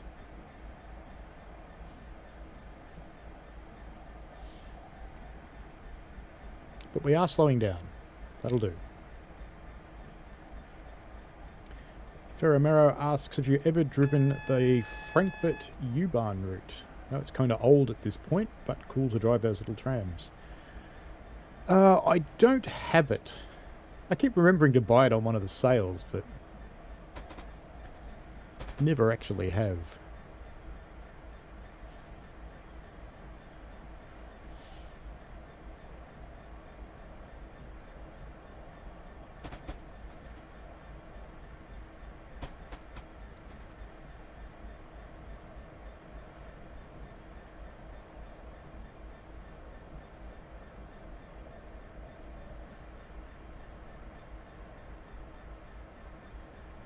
Is that what it is, Neil?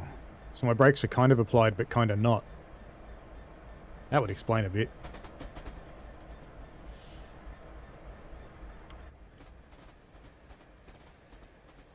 At least we didn't derail there.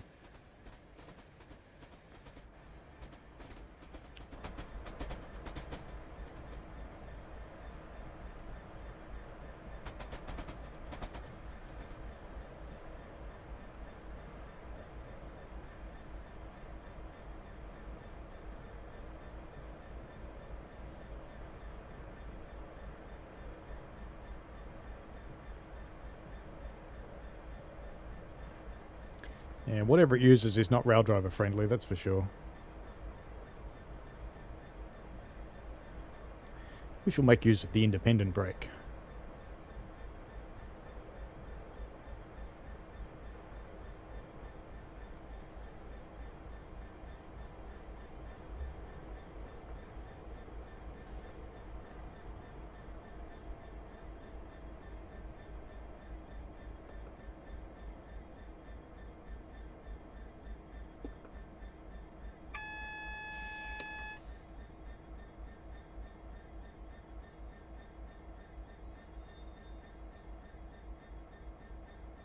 Is that my signal up there, the red one? Or is that track signal and the yellow one's mine? No. No one way to find out.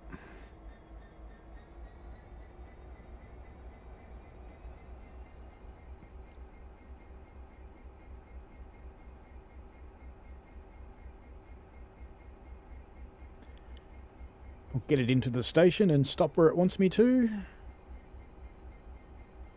And that'll be it for today. And then I'll go and make a new long train braking video now that they've fixed long train braking on Horseshoe Curve.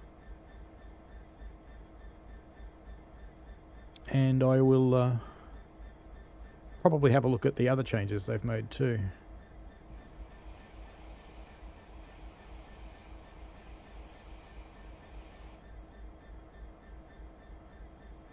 So for TS, this is a nice busy route.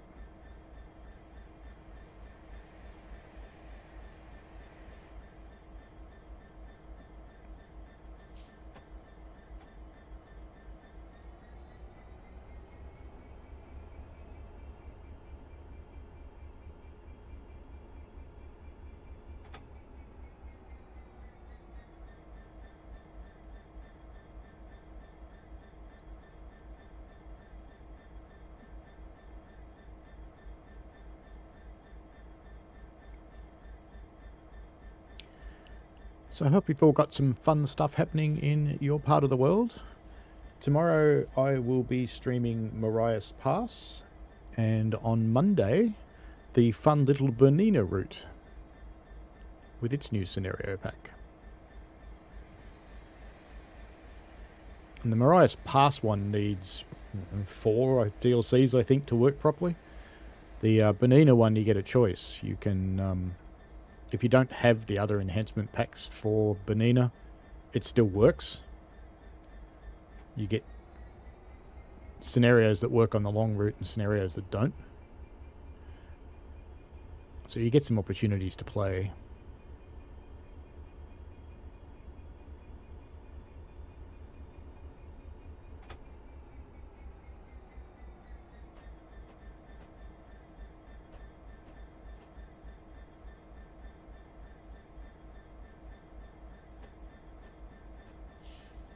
He waved at me.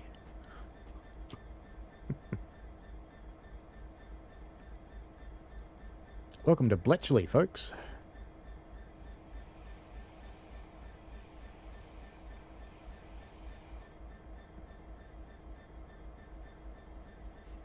I think that first guy's got no coverage on his phone. Looks mad at it.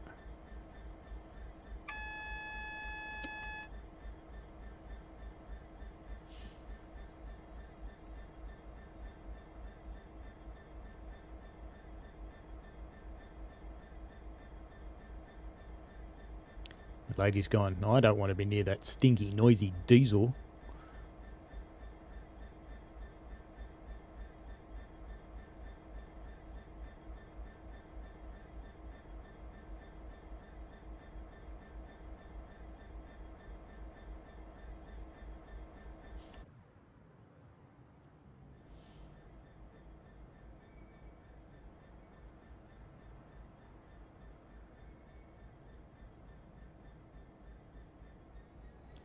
It's a bit strange to power towards a red signal, but I don't think we're going to get there if I don't. Or did it just go yellow? It did just go yellow. Oh, what do we do then? Do we stop it here or do we keep going? Well, we have to stop anyway. I think I'll stop it here.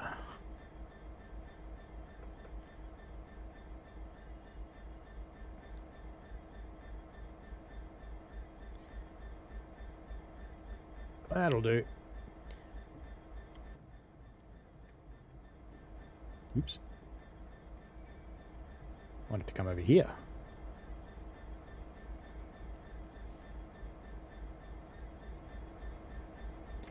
As expected, a passenger train is due to overtake you. Won't be long anyway. Well, the signal is actually green, so it can go.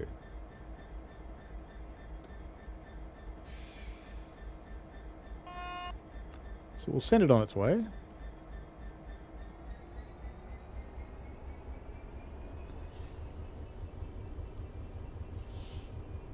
And then we'll call it an end for today once the train's out of the platform. So it's been a lot of fun. Bit of wheel slip. Better try harder, train.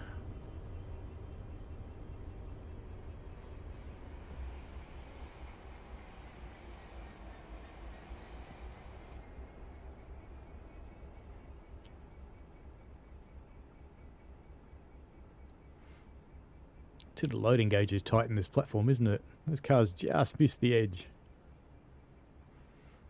That's kind of cool. This lady's got a skirt that matches the container.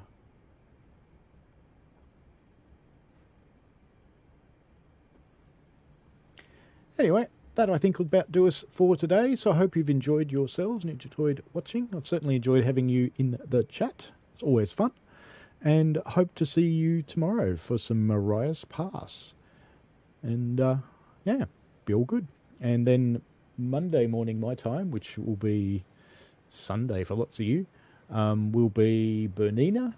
And then on Tuesday morning my time, which is Monday afternoon or evening for most of you, is I'll be on Railfan TV on the Train Simulator channel.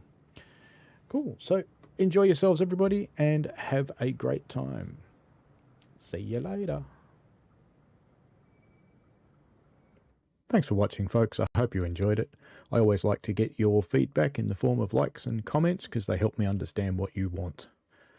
Give the channel a subscribe and click on the tinkly things so you don't miss out on any new stuff. And thanks for your ongoing support. And please, be safe out there.